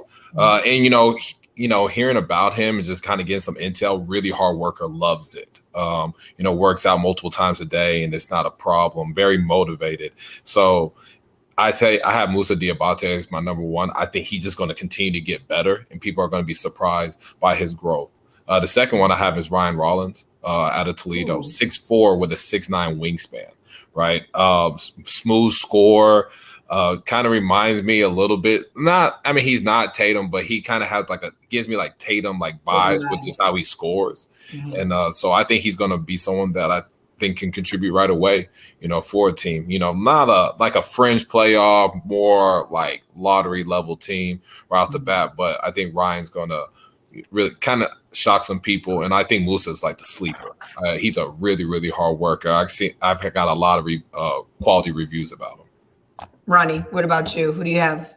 I got two guys that the high school ranks people know about, and coming into the season, we're very highly regarded. One of them is I want to talk about the point guards, and we will talk about point guards more a little bit later after we get our next interview subject. But my guy is Kennedy Chandler. I don't see many guys with the being a blur with the ball in this draft. There's no guys I want to get guys that get foul line or end to end fast. Chelsea, I like guys that can move their feet, hard to stay in front of. Now there is some questions. People didn't think he has the size, but he led the SEC in steals. He's high regard. He didn't just become good overnight. He did really well. And I think he has a chance. Maybe he can go late in this first round. I don't know if people are gonna take a bite on him, but I think they could. And then his high school teammate Kendall Brown. I think Ani, when we went through, and that was at Sunrise Christian. So shout out to Luke Barnwell. Ani, when we talk about him, we talked about this board. He was on it for a little while, and then there was questions.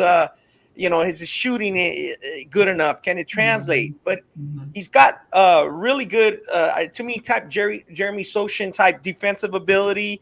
6'8", can move, jump the passing lanes. I watched him a lot at the grassroots and high school level, and I just don't see, unless he completely falls off the face of the earth, how he got behind some of these guys in terms of his overall ability. Like, somebody's going to be happy if they pick him in the second round. They don't got much to lose. Obviously, he won't have a guaranteed deal. So I like those two guys. I think Kennedy will probably go first.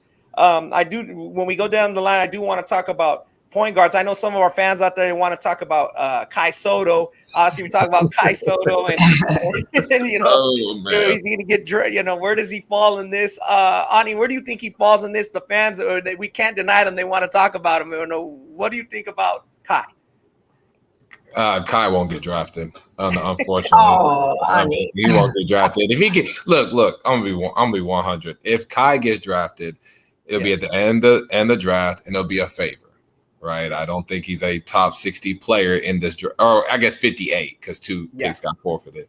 But I can see him maybe get drafted at the end, but I think it'll be more of a favor, more so than just that he's good enough. But there is some upside with Kai. He's big. He's shown some shooting ability. He's gotten better with his time overseas, and he could be good down the road. But I don't see him being drafted unless it's a favor at the end. Gotcha. Okay, but Ani, I'm sorry. He is 7'2" though. Whether he's amazing or not, I might have to take a look because of the size. From the Philippines. I know the Philippines are supporting him. He's making them so proud.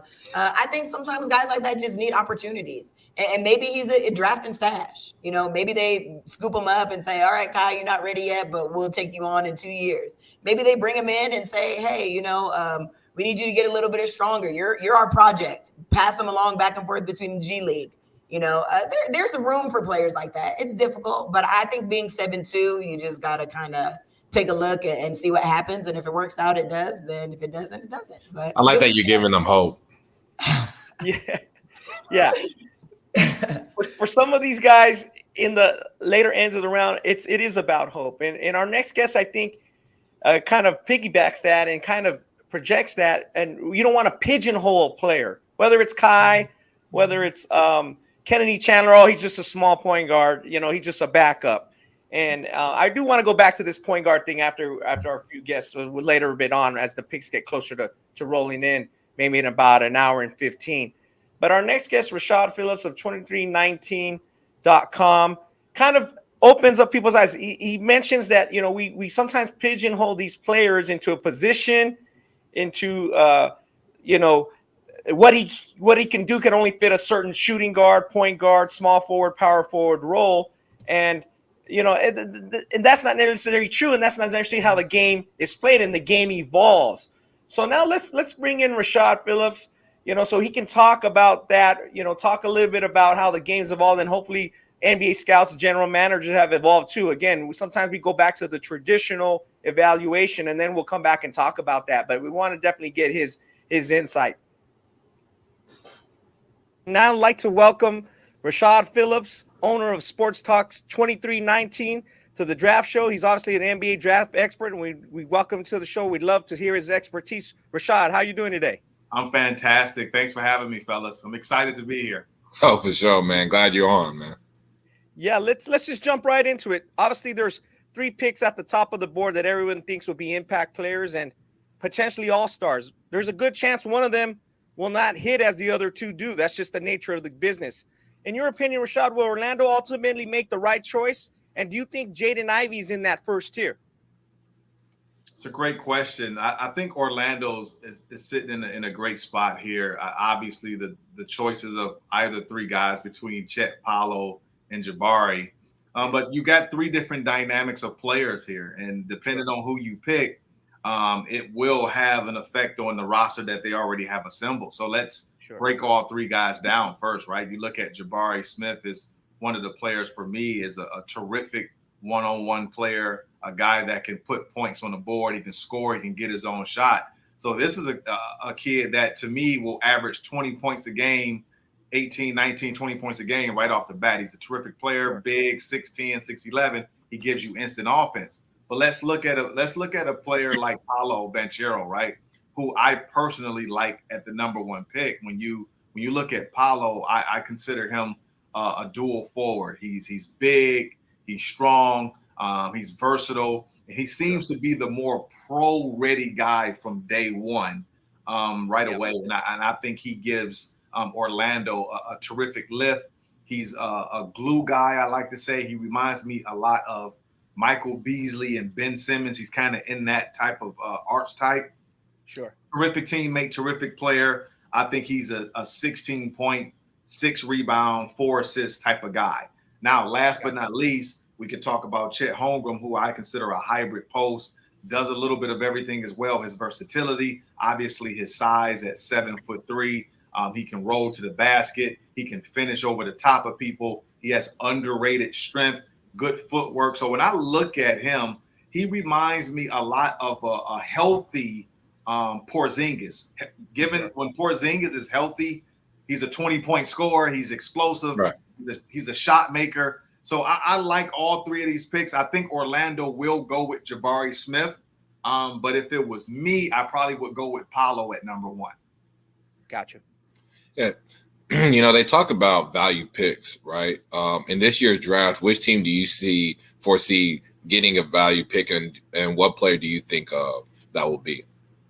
So you look at the Charlotte Hornets, right? They just got a new coach in Atkinson, who I think he's terrific. Charlotte has the 13th and the 15th pick. So you can get 2 really good contributing players to that roster.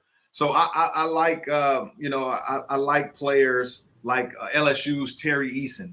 I think LSU's Terry Eason is fantastic. A dual forward, 6'9", large hands, can do a little bit of everything, very productive, athletic. I think he fits perfectly well right there next to LaMelo Ball and company. And then at that 15th pick, I like Mark Williams from Duke. If Charlotte can get Terry Eason and Mark Williams from Duke, he's a big, led the country in dunks, high field goal percentage guy. He's a hybrid post, shot blocker, rim protector, has a great catch radius as well. I think Charlotte is in perfect position to surround LaMelo Ball with 2 contributing players. Rashad, would you try to package that 13 and 15 for something higher, or would you just try to get those two guys if they're available? I wouldn't package that. No, I'll keep those 13 and 15. I think you can get two good players that can contribute right away with those two picks. I don't think one player in this draft is better than those two picks. Got you. No, I agree with that. I agree with that. Like if you go higher, like yeah, you may get a guy that you could say maybe more higher upside, like what they want to say, but Tyree Eason, who can impact the game, like especially with LaMelo being a lob threat, especially transition, and Mark Williams, who, like you said, high field goal percentage, shot blocker. I mean, if you run away with those two, I mean, I don't think there's one player in the draft that you can go higher than that. You're getting better. That's how I look at it too. Yeah, that makes sense. Besides Williams and those guys, what give us two guys that will come off the board later than they actually should, and what makes those two guys such good picks? So I really love Ryan Rollins from Toledo. He is fantastic. 6'5", long arms, can get his own shot, plays with excellent pace, great scorer. Just some guys just know how to play basketball the right way. This is one of those kids. If you look at his tape, I'm telling people, go Google Ryan Rollins from Toledo. He's a first-round player in my eyes. I think he's terrific. He's going to go probably later on in the round, but whatever team gets him, they're going to get a kid that can contribute in the next year or two. Secondly, I love Alondes Williams from Wake Forest. Second in the ACC in scoring, led the ACC in assists, a combo guard, 6'5", strong, athletic, again, high percentage shot maker. Doesn't shoot a great percentage from three, but he's high 50s everywhere else. He's explosive. I think he's another player that doesn't have a lot of mileage as well, and can give you some more some spark off the bench right away. So those are the two guys that I'm really high on. Gotcha. You kind of mentioned hybrid post, hybrid guard, dual forwards. Let's talk about your position manual, and just you expanded from the 5 positions, point guard, shooting guard, small forward, power forward, center. Just talk about what kind of led you to making this manual, and just the benefits of it. And it's helped me a lot just as far as describing a player, but just wanted to get your words on that. Yeah. So, I mean, for me, you watching Allen Iverson, Steph Curry, LeBron James in my own career kind of spearheaded me in chronicling how the NBA has been evolving over the years. And as I watched, the name of the book is The Evolution is Being Televised, because we're literally watching evolution take shape every day. And when you look at the game, the traditional 5 positions, they're great. But we have to look at it as the world sees everything else. Cell phones have updated. Cars have updated. TVs have updated. Computers have updated. So the terminology of the game was given to us in the 1940s, 1950s. Yeah. There was no Giannis Antetokounmpos in 1940 and 1950. There was no LeBron James in 1940, 1950. No Allen Iversons, no Steph Currys, no Damian Lillards. So how are we still using the same terminology from 1950 to describe a player of today's evolution? So that kind of helped me write this book. Yeah, that totally makes sense. The game is always, elevating. The competition is always getting better, and it's just another good way to describe something. So, that's great. The Evolution is Being Televised, like you says, the name of the book. And if somebody in the NBA were to read it, let's say an NBA scout were to read it, why would he be more prepared and comfortable with his franchise's pick than if he didn't read the book or prior to reading the book? I think if you read this book, it automatically sharpens your senses as understanding what you're watching. Sure. And we can I'll paint a picture for you guys to answer the question, right? Let's go back to 2009. That was the draft of Steph Curry, right? Yes. So let's look at the 2009 draft. So when Curry was coming out, the question was, what is he? Yeah. Is he a point guard? Is he a shooting guard? Is he is he a combo guard? They didn't know what he was, right? Sure. That ultimately led to Curry being drafted 7th. So we look at the draft. The first pick was Blake Griffin. The second pick was Hasheem Thabeet, went to Memphis. Third pick, James Harden. Fourth pick, Tyreke Evans went to Sacramento. 5 and 6 pick, Minnesota had back-to-back picks. They took Ricky Rubio at 5, and they took Johnny Flynn at 6, and Golden State took Curry at 7. So to answer your question, okay, I wanted to paint that picture before I answer your question.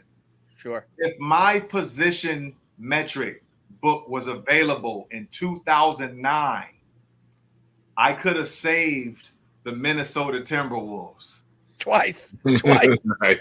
Twice. Yeah. Right. Yeah. Because Curry would have had an identity if my book was available in 2009, which would have led to him maybe being the 1 or 2 pick. You know, Memphis took Hasheem Thabeet at number 2. Sure. Because he was a center, he had an identity, you knew what he was. Curry had all of these question marks of what is he? Yeah. And the Minnesota Timberwolves were like, we don't know what he is. So they drafted 2 players in front of him because they felt like those 2 players in front of him maybe weren't better, but they had traditional identities. Yeah, they had a role in traditional identities. Yeah. That makes a lot of sense. Yeah, I mean, to beat, you know, if you had OJ Mail the year before, they could have drafted a point guard. Yeah, I mean, we could go all the way down the line with each team. You know, I mean, Johnny Flynn, not a very great shooter, small. You know, but he had a traditional identity though. Correct. So scouts, especially NBA scouts, they like to stay safe and they like to stay in their box. The box. Steph Curry is untraditional, right? Right. Yeah. So this is the traditional box. Steph Curry plays outside of the box. So as a scout, you're like, he's not in the box. Yeah. So we don't really know what he is. But a lot of these, Hasheem Thabeet, he's in the box, center. You know, Tyreke Evans in a box. You know, so it's like they were safe with picking those players. So in my book, I break down the origin of all these positions. Sure. So if it was available in 2009, Steph Curry would not be in Golden State. Yeah. And if that obviously changes the course of history if he doesn't get drafted where he gets drafted. Right. I mean, everything changes, and that changes future picks. Obviously, everything is connected. Let's move forward. Let's talk about OTE a little bit in the G League Ignite prospects. Well, you know, what do you make of their development compared to a college player of the same comparable talent? You know, if a guy who's maybe drafted in the same area as that guy's expected to be, but obviously he played some pro competition. Maybe the 3-point line's a little different. You know, things are a little different. What do you make of those prospects? I mean, I think with the OTE league, it's still relatively new. So there's not enough data for me to make a clear-cut judgment on how productive that league will be. But I think they're going in the right direction. I can speak more on the G League side of things because there's data there that kind of backs up the theory that anytime you can get a chance to obviously make some money and play against other professional players, I think that is essential to your growth and to your development for NBA teams to really gauge how you would look against other high-level competition opposed to the college. Again, for me, college is going to always be end-all be-all for me. You know, I love the other outlets, but I'm a college guy. I love college. I think college is here to stay. I'm glad that kids are getting paid now so they can go to college and still make money. But I'm always going to be a college guy. But you have those case-by-case studies where certain kids aren't built for college and just need to play, you know, for money at the professional level and try to find their way going in that direction. Yeah. Want to talk about two G League guys, Foster, Michael Foster, and then Jaden Hardy. Obviously, Foster early on, you know, he had some doubters, right? Yeah. And Jaden Hardy, when he got in, was projected as a top 5 draft pick. Obviously, some things have changed there. Just want to get your opinion on just their game and where do you think they should be drafted at? What tier? So I'll start with Foster. Foster, I saw him in high school, and I was like, wow, this is a man child. Like, powerful, you're fast, vicious, violent. I was like, wow, like, given some time, like given the right development, this kid could really become something. And I thought the G League was a great step in that direction for him to get that development, because the G League is about expediting your development. College doesn't expedite your development. They give you 4 years. Where the G League is like, hey, you got 8 months. We got to develop you and get you there. So with Foster, I saw a lot of things that would translate to the NBA level, but I still think he needs time. I think he needs time to kind of fill out who he is and really establish his identity and his niche in the game. But make no mistake about it, that kid is every bit of an NBA player. Now, so Jaden Hardy for me is where, it frustrates me to see a lot of people go the route of not looking at him as a top 5 pick, man. When you look at Jaden Hardy, you are talking about the best jump shooter in the draft to me, super explosive. He's gotten bigger, he's gotten stronger, he's jumping higher.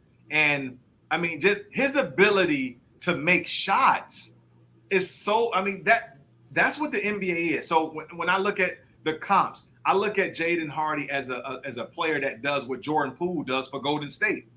Sure. But I think he's a little better offensively than Jordan Poole as far as his decision making and his ability to make other people better. And so when I look at Jaden Hardy, I think this kid is going to be kind of what Jordan Poole is. I have him as a top 5 talent. That never changed for me at all. Okay. But I do think he ends up, right outside the lottery. But if I'm the Atlanta Hawks, I'm looking. If I'm the Pelicans, I'm looking to take Jaden Hardy. If I'm the Atlanta Hawks, I would move up 2 or 3 slots to get Jaden Hardy, because that's a player that you look at Trey's not like Steph Curry, but he has the same magnetism, right? So you look at how Jordan Poole, how him and Curry reflect off each other. I would use that same template with Jaden Hardy and Trae Young and establish those 2 guys, because Trae needs some help in that backcourt scoring the ball. Jaden Hardy is the answer. Yeah, that makes sense. I mean, that would be pretty gutsy, but it might hit, and that's what you want. You don't want to just be, like you said, teams tend to be safe. Do you think teams are just a little too conservative and safe, in your opinion? Yeah, too safe. Yeah, like if I'm the Atlanta Hawks, like I'm just speaking, like, and this is just me talking. So this is nobody else. This is coming strictly from me. But if I'm the Atlanta Hawks, I look at my roster. I need scoring in the backcourt. Obviously, Trae can get his own shot, but a lot of the other guys in that Atlanta offense, all of their offense is predicated on Trae being the engine for them. You got to find another player in the draft that can get their own shot without Trae. Sure. That's what Jaden Hardy is. So it's really not a gamble here. You're going to get I think Atlanta's drafting at like 16 or something. I could be wrong, a little off. If I'm Atlanta, I will try to move up to like 12. I just move up 4 slots to get a person like Jaden Hardy. That's not a gamble. Jaden Hardy was a top 5 pick a year ago. Yeah, 8 months ago. Yeah. 8 months ago, he was a top 5 pick. So I'm moving up 4 slots to 12 to pair him with Trae Young. And, Jason Hart came on and he was talking about, if Hardy, his stats, people look at the stats in the G League, they say, okay, well, if you put him at a loaded up high major program, and he played against, right. So, he made that statement and I was like, yeah, I agree. Like that he's putting these numbers in the G League. And I think people are looking at that, making and having them drop, but the talent is clearly there. You can't take away the talent, but I agree with Coach Hart. Like if you look at Jaden's numbers, it started to go up. Right. They weren't going down; they were going up, which means he started to get more comfortable with the pro game, with the speed, and understanding all the dynamics. And also, he was lifting weights and stuff. His body, if you look at his body now, he's changed. He's bigger. He's stronger. So all of those factors. But you put Jaden Hardy at like University of Michigan or Kentucky, and he's averaging 17, 18 points a game, we'd be sitting here putting him in the top 3, 4 picks. Right. Yeah. Right. We'd have a 40-point game against Ball State or something. I mean, Yeah, come on. Yeah. It's a different evaluation, and and you said as more data comes in, as more years go by where we watch players from that league, it'll be very interesting to see how Foster, Dyson Daniels do, because if they hit and they're all good, people are going to be like, hey, I want to try that. Right. That's obviously. So I agree. One more question, Rashad, and we'll let you wrap up here. Is there any, speaking of talent, is there any late first round or second rounder you just think is going to be an absolute slam dunk long-term contributor? Man, let me look at my notebook. I got my notebook here. You good? I got so many names, right? So I want to. So yeah, you want to hit it? Yeah, I got you. Yeah, I want to make sure I get this right now. Sure. So the kid that I like is Jake LaRiva from Wake Forest. Mm-hmm. Yep. Yeah, you mentioned. Okay. I think he may hit, man. Yeah. I think he's gonna end up in Memphis, and Memphis don't miss on draft picks. No, they don't miss. No. And they're one of the franchises that understands their market and understands we can't get these picks wrong because it's not a free agent destination. Correct. So I think a player like Jake LaRiva from Wake Forest, 6'9", can really knock down shots. Reminds me a lot of Mike Miller when Mike Miller was a rookie with the Orlando Magic. Just can really catch and shoot. And with the team that they already have, with Ja Morant and company, like the more you can spread the floor and keep it spreaded with shooters, the more dangerous the Memphis Grizzlies will become. So I like Jake LaRiva from Wake Forest. Gotcha. Well, we appreciate it, Rashad. We appreciate the insight. Why don't you let people know, our viewers know, our Ballislife fans know where they can order their book, and give us the ordering details so people can get a little insight to your book. Absolutely. So you can reach me on, obviously, Twitter, RP3 Natural. You can pre-order my book. The Evolution is being televised at sportstalk2319.com. Also, you can order my NBA prospect draft guide at sportstalk2319.com, where I give breakdowns of over 80 players in this draft that's happening today. So that's where you can reach all of my material. It's been a pleasure, guys. It's been fantastic. Thank you so much for having me. Until the next time, talk soon. Appreciate it, Rashad. Thanks for coming on the draft show. Take care. Huge fan of Rashad. Wow. I'm happy I got to kind of hear him break down his position manual. Honestly, I found him on Twitter years ago, and he refers to himself as Yoda, which I absolutely love, after he gives some type of basketball insight. And, people can say they're watching, not watching, but he certainly has a lot of influence on the basketball community. I personally have not read his manual, but I've heard a lot of the terminology being tossed around on, various sports shows. You got First Take, you got Undisputed. Everybody's kind of trying to tap into, this new type of basketball that, he kind of speaks about. He mentioned Steph Curry a lot, and I find it interesting because, Steph just finally won the Finals MVP, 4th championship with Golden State. People are asking, hey, is Steph top 10 all time now? They're wondering where he ranks amongst point guards. And, me and Ronnie kind of go back and forth about, top 5 point guards all the time. But I just want to say, when you put him in that category, I still have Magic as the point guard. But I don't know what Steph Curry is, but whatever he is, he's the best at it. He's absolutely super incredible. So I really just appreciate the fact that Rashad has taken the time to break this down, because when you look at the style of play Magic's a point guard. Steph, they tried to say he was a point guard. It's totally different. Like Magic and Steph are so far apart on the spectrum in terms of how they play that it's hard to imagine them being in the same category. So I really appreciate, what Rashad is doing, just giving people the opportunity to have a fit. And like he said, if his book would have came out years ago, he would have saved teams a lot of hassle, a lot of trouble. They might have knew what they were getting, how they would fit in, what kind of piece.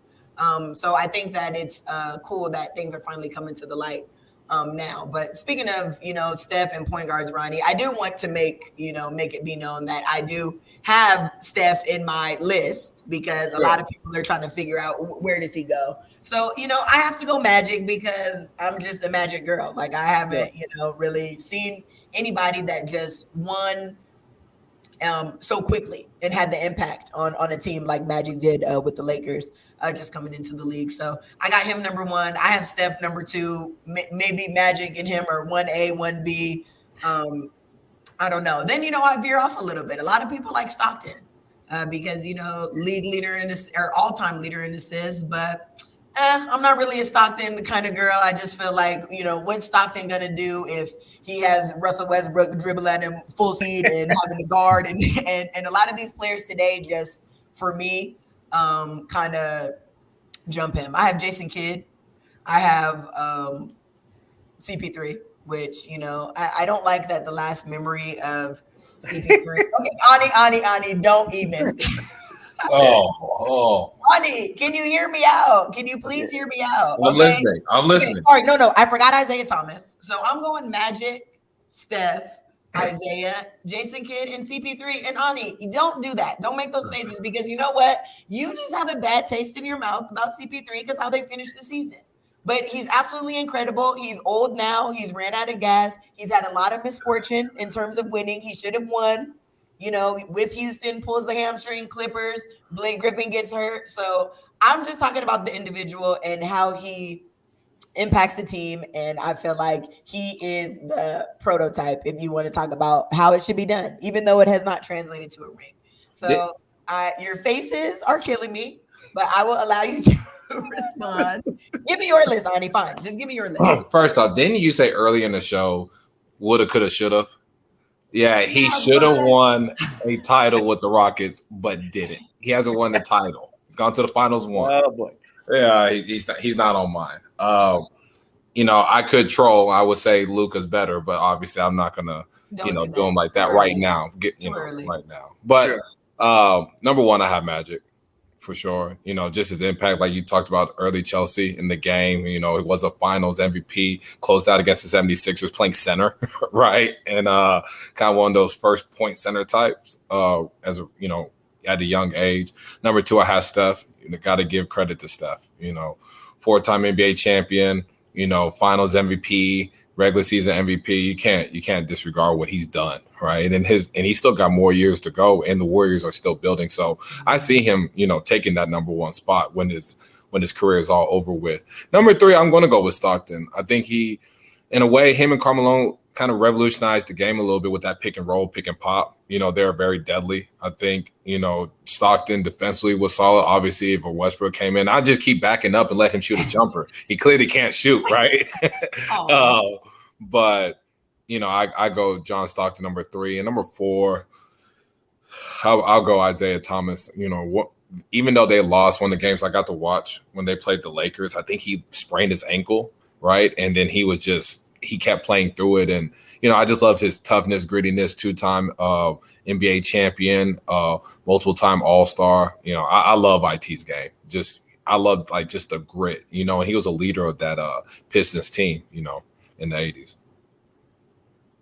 Yeah, and for me, I'm okay with your list, and I will say about Stockton, he was incredible in the pick and roll, him and Karl Malone, and just the way he can orchestrate and facilitate. I don't want to downplay that, but just having the all-time assists, I think is absolutely incredible. And I think I will say that his assists did translate. We mentioned Russell Westbrook, who has led the league in assists several times, but those aren't really true passing assists to me. They're more so kind of oh, maybe by default, I'm dribbling, full speed. Somebody rotates to me, I throw it up or whatever. So I don't really want to downplay Stockton, but I just look at some of these older guys of the past that a lot of people are really into, and I just don't feel like, their games would translate incredibly well to today because it's just too much athlete out there and the skill level is just off the charts combined with just the physicality and the bodies. And, I think he would be average if he was playing today. So that's kind of why he's not on my list. Go ahead, Ron. Yeah, and I like your guys' banner and your back and forth. We got to thank Bossman1451 for the donation here on our stream. There people are talking about a lot of different topics. So we thank you guys for continuing to listen in. We're about, a little bit more than halfway done. We're going to keep going. And my 5, obviously, you guys know how I have at the top, Magic. So I'll just hit it real quick because we got to get into our next topic. And we also got to talk about why the point guard position is relevant to what Rashad was saying and what we're talking about. So, obviously, I had to have Steph number 1. I didn't think that this would happen 2 or 3 years ago. He's got to be number 2 behind Magic. Oscar Robinson, who's kind of the forgotten guy. When I was a kid, Oscar Robinson was mentioned in the top 5 of all-time players a lot. And I'm not talking about that long ago. We're talking about late 90s, early 2000s. Like, as all these great young players kept elevating, for some reason, he's the one guy that keeps dropping. You know what I mean? Like, he just keeps dropping, and it's like, why? Nothing he's done changed. I guess it's boring when a guy just tells you he's going to back you down and score right over you because that's all he just did. You know what I mean? So, like, I would go him next. And then you guys mentioned kind of like the injuries. We talk about the draft, where people are projected.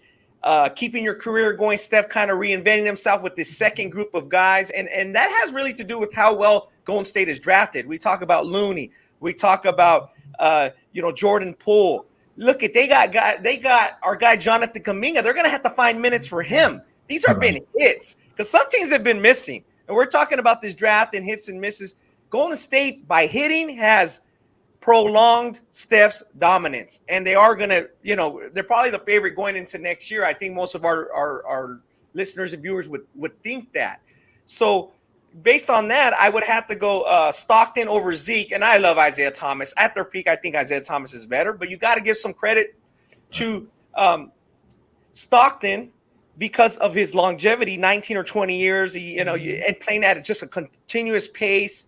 Where he was drafted out of Gonzaga was amazing. And just his story, we talk about Steph being about 32 years old and got his 4th ring. Isaiah Thomas was shot. He was physically shot at that age. I just remember Karl Malone giving him that big elbow and him getting 19 stitches the year after they lost in the conference finals. And I could tell then, I was like, man, Zeke is done. He's like done physically. Then he tore his Achilles and that was it. So we talk a lot of injuries going to play a lot of factor into this. So that would be my top 4 or 5.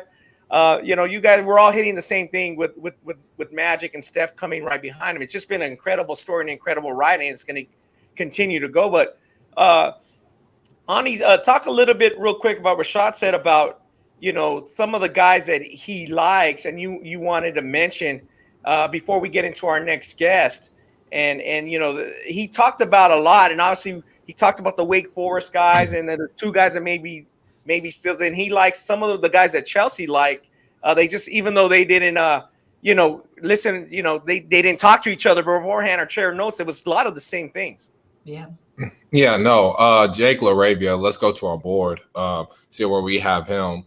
6'8", skilled, big wing that can really shoot the basketball. I think we have him later in the first round. I like his skill set. I like his passer feel.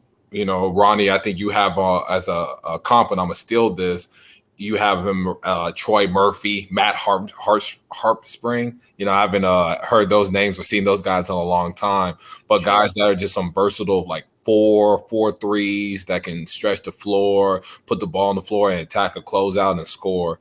I like that comp for him. And, if he becomes Matt or a Troy Murphy, he's going to have a really good career. And that's a value pick. If we have him at 27 going to the Heat, the Heat need more pieces that can score the basketball, with they had an injury, bug really with Tyler Hero. Kyle Lowry wasn't all there. And I'm not saying the first year he's just going to be someone that just provides a big time scoring punch, but he is a capable spacer, playmaker with the basketball in his hands. And, that's why I gave him a first round grade. Sure. Yeah. And it's funny you mentioned Matt Harpring, and my real comp for him, Eric Piotrowski of the Clippers. It's interesting. They're both were drafted 15, Ani. Obviously, our guy Jake's not going to go that high. You haven't projected with the Heat, who are 53 and 29. The Heat just need to shore up a few things, stay healthy, and they got a contending team. So, those type of guys, you can take a chance on, you can take a flyer on. But it's very interesting. I like Wendell Moore late in that first round. The Grizzlies, you look at them, they were 56 and 26. I don't think most people think they were that good. You look back and they're that good. Just a few little things that just happen, they can get right over the hump. And our next guest, draft analyst, is Krysten Peak of Yahoo.com. She's going to talk a little bit about some of the guys in the later rounds that maybe she thinks are, like you said, value picks, Ani, and guys that can be taken and where she might project. And as we head into this draft, we're only about 40 minutes away from the first pick. And we're going to talk to Krysten and get her insight. She was able to interview some of these subjects this week in New York. So let's go to Kristen's interview now. Now let's welcome on Krysten Peak of Yahoo Sports NBA draft expert to the show. She's going to give us some great insight. Krysten, welcome to the show. Thank you for having me, guys. Happy to be here. Appreciate you coming on. Yeah. I mean, like I told you guys, it's like Christmas Eve and graduation. I've been following these players, Ronnie knows, since they were in high school. So to finally be here on draft day is unbelievable. Exactly. It came fast, and it's going fast for these players. So let's jump right into it. Should Jaden Ivey, who many consider the fourth best player in this draft, be considered on the same tier as the presumed top three picks? Obviously, those picks are coming up quick, and people think they may be locked in. Yeah, what's so interesting about that is I spoke to Jaden Ivey, and he told me that he hasn't worked out for the Sacramento Kings. He's not in contact with them, sitting at 4. There's been rumblings that Oklahoma City really likes him. I don't know if they'll take him at 2, but he might be at play for a pick up. Also, he worked out for the Orlando Magic, which was a little shocking with the number 1 pick, and also the Detroit Pistons. So I think there's going to be a play for Ivy at 4 for teams to trade up for him. Do I think he should be considered in that same top tier? Yes, but the team needs for those 3 teams, the Orlando Magic, the Oklahoma City Thunder, and the Houston Rockets, they need some help in the front court. And Ivy doesn't necessarily fill that void. So I think that's why we're seeing them 3 projected at the top, and then Ivy is the best available player at 4. Dyson Daniels and Jalen Williams have really seen their stock rise in the past couple of weeks. Would you say there's like a third person that's seen their stock rise, as the draft approaches? I'm going to give you a couple names. The first one is a player that NBA executives and scouts were racing to watch all the film from his last year because he elected to stay in this draft class and not go back to school at Arizona. And that's Dalen Terry. I mean, he only averaged 8 points and 4 assists per game during his sophomore season at Arizona, but he's got tremendous upside at 6'7", 6'8", shooting guard. His intangibles are crazy. And he could be a guy like around 20 that San Antonio Spurs could take him the same way that they did with Josh Primo last year, drafting him at 12. So he's a player to watch. And then I'm also hearing that Jake LaRavia out of Wake Forest is getting first round consideration. The 6'8" wing averaging 15 points and about 7 rebounds per game was kind of the difference maker on this Wake Forest team. So those are 2 names that I think I've been hearing are slowly rising as the draft approaches. Yeah, that's got to be exciting for them. And that's got to be exciting, obviously, for Dyson and Jalen as well, as they've seen their draft stock just shoot up. And, are you a little surprised? Obviously, seems like a big wide open draft. Like you said, after the first 4, it can kind of go different ways. Are you surprised to see 22 players earn a green room invite? How worried are agents that their client might be sitting no longer than anticipated just because it's wide open? Well, nobody wants to be Bull from a few years ago who was in the green room and then fell to 45. Nobody wants to be that person sitting in the green room. So with these extended invites, I think we think back to the last 2 drafts, and we didn't get the full-on experience.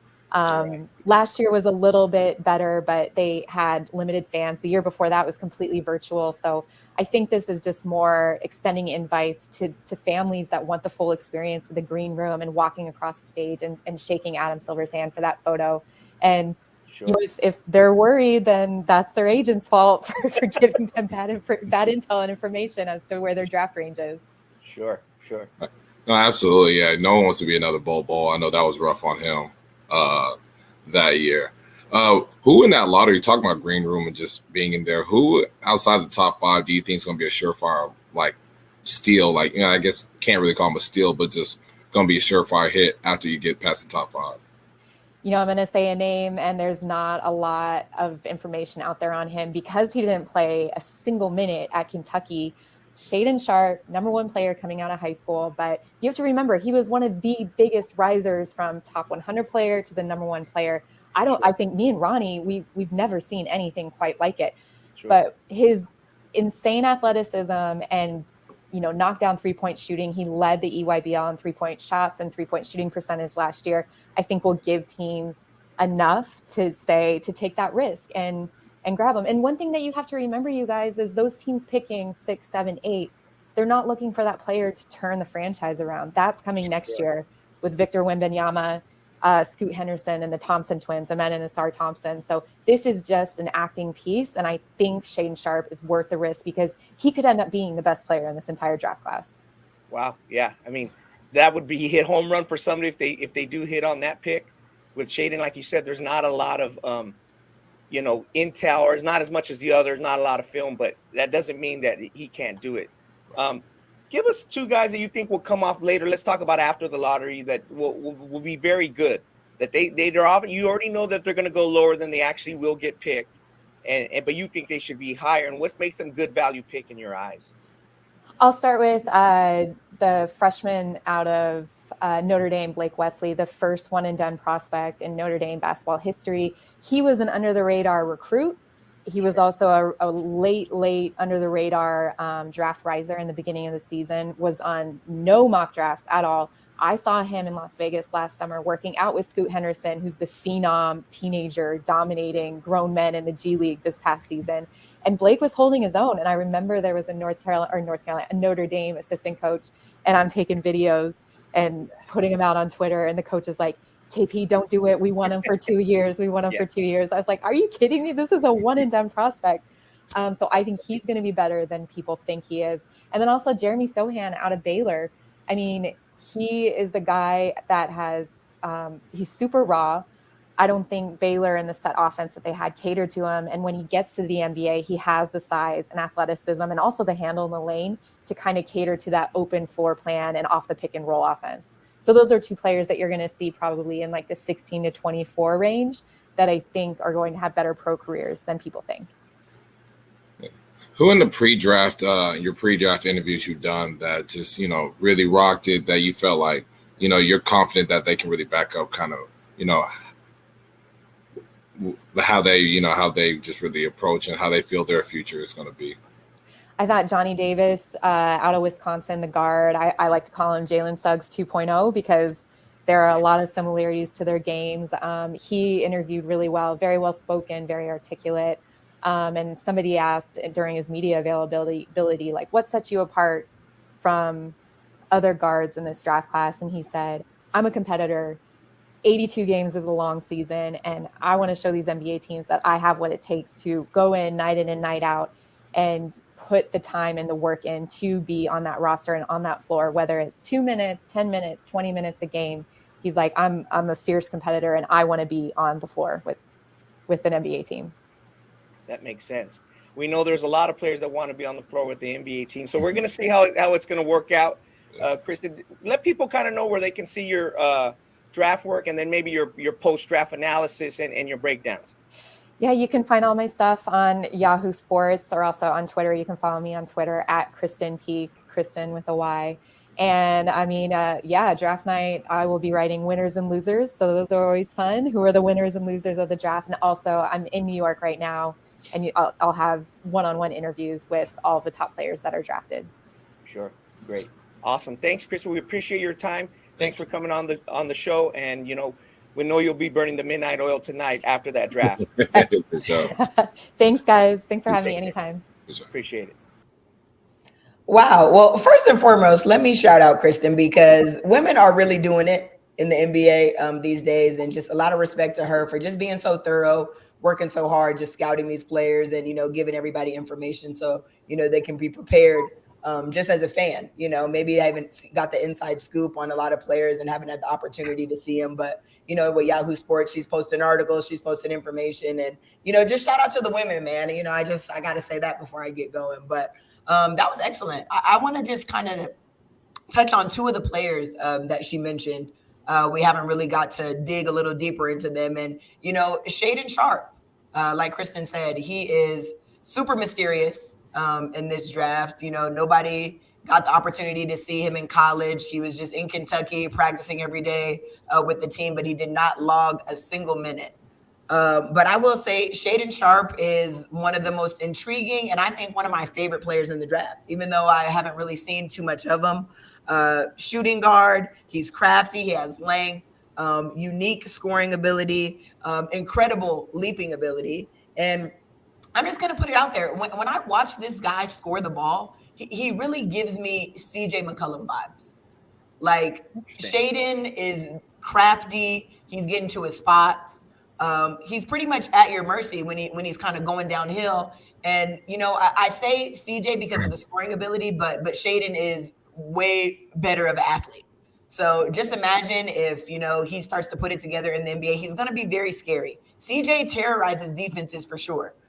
He hasn't really figured out the defensive side of it, but hey, that's not his job. His job is to score the ball. And I think even if Shaedon Sharpe's job becomes just to score the ball, I think he's going to eventually be very, very good at it, and he's going to find himself playing in the NBA for a long time.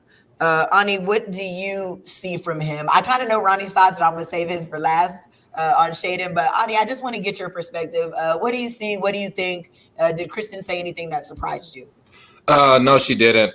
When I first saw Shaedon, I went down to Arizona, to Dream City. My guy Deion Phillips, who's like one of the basketball directors there. That's the first time I got to see him, and I was wowed. Like, incredible athlete. Mm-hmm. But going, just to the kid's game, incredible athlete, score, uses his length. Doesn't have like a great first step, but he's, like you say, he's crafty. He knows how to still get to his spots and use his athleticism.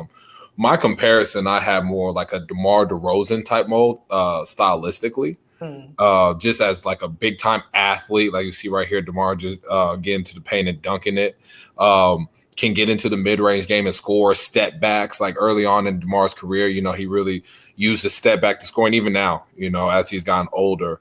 But I kind of see him like DeMar, and it took time for DeMar to get to where he's at now, right? And I think it's going to be the same thing with Shaedon, because I don't think he's going to be able to contribute right away. Obviously, we don't have a large sample size. I've seen in the EYBL, I saw how good he was, but, hasn't played any college basketball. So, it's going to take some time. And I think a team patient the take him, is could potentially get a really, really good player, may get the best player in this draft when it's all said and done. He has that much upside.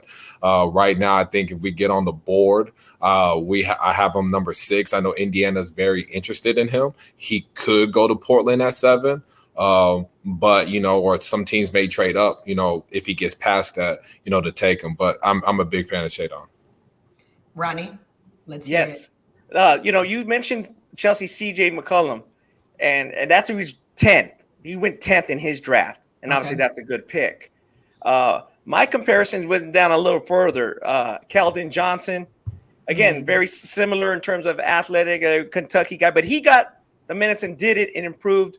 When Oak Hill guy, you see Keldon there, high motor. It was a terrific pick at that spot, and I wanted to mention that because you guys were kind of in the middle, right? You're the 10th and 29th. Like, if Shaedon went anywhere 16, 15, 14, that would be a hell of a pick if it hit, because this guy's a hell of a pick at 29 to hit, as you see in those highlights. But at 6, Ani, if he goes that, you're really rolling the dice, you're gambling. Obviously, this is a draft though, but you don't have the resume there. DeMar DeRozan, First team All NBA. Is he going to be first team All NBA down the line at 30-something years old? Ani, that's, again, we talk about that 6th pick, and we talk about, obviously, after 4. Why is there 24 guys in this New York right now waiting in 20 minutes to hear their name called? It's because the NBA teams are not letting them know. And I think because it's all over the board a little bit, and he kind of is one of the guys that shows that. In high school, he obviously got by with his athleticism. I saw DeMar. DeMar is one of the reasons why Ballislife blew up. He's filming him. He's so athletic. I don't think Shaedon's quite that athletic, but he has a chance to be. So if he's the most athletic guy in this draft, you don't get what's available.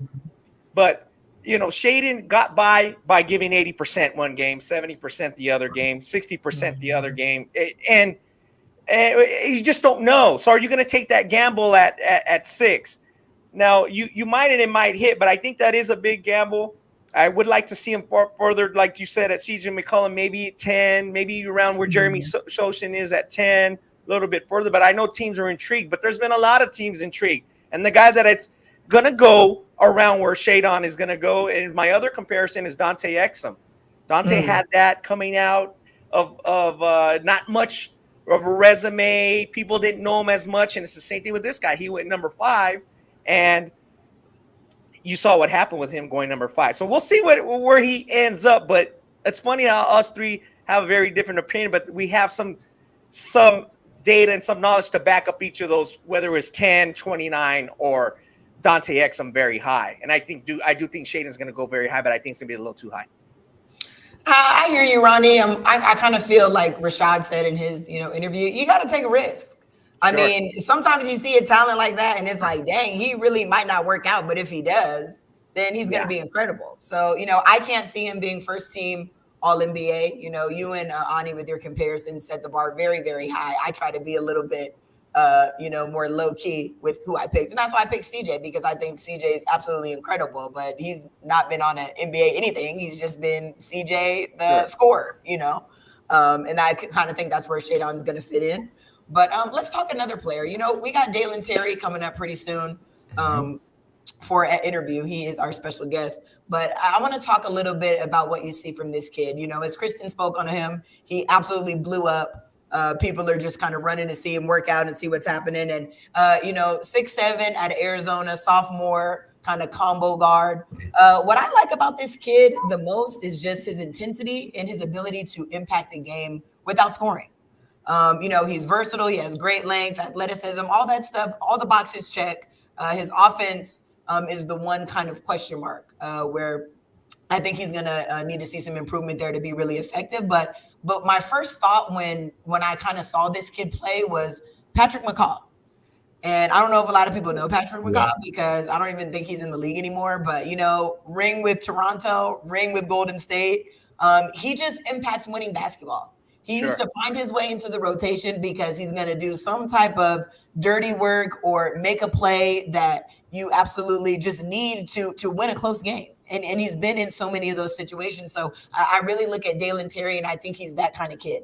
And hopefully him being a hard worker, his offensive game can come along, and then he'll end up being much better. But what I see from him right now, I still think he can be impactful based on just his current skill set. And obviously he's going to have to do some work, and it depends on what team he goes to. But, high expectations for this kid. Ronnie, what do you think about him? You have any predictions? Yeah, we have him right now, 21 on the board. As Krysten said, 20, that that at 20 the Spurs may like him, and we have me and Ani have him at 21. And the Nuggets, that would be a good situation. They were a 48 win team. They had injuries, and when you pair them with who they got, the point guard, the Canadian point guard who's all world and one of the best players in the league, he won't have to produce on the offensive end right away. That would be great about that in that range. He's right there below Tyrese and above Jaden Hardy and above his good friend Ty Washington, who's in New York. So that's kind of what I see is if he goes to a team that or even if he falls further, let's say he goes to Miami at 27, it's a winning program that he plays D. You're gonna take the kid like that because he will impact your team even when he's developing. developing that offense, and he can run the point guard. I know the rankings had him listed as a small forward. He can run the point guard. He's been seeing the game since he's been a young guy, and he makes the right reads all the time. And then he just happened to shoot up to 6'7". He loves the game, and he's one of those kids that's not faking it how much he loves the game. He really does love it. So he's going to put into the work wherever he lands. Nice. Ani, do you have any thoughts on Dalen? Yeah, hearing no-brainer first-round draft pick, just the kind of intel that I got. But I agree with Ronnie. I think he's a point guard. You can say combo, whatever you want to say, 6'7" with a 7'1" wingspan with guard skills and can defend. Like Ronnie said, he's a hard worker. He gets after it every day. He's a personable kid.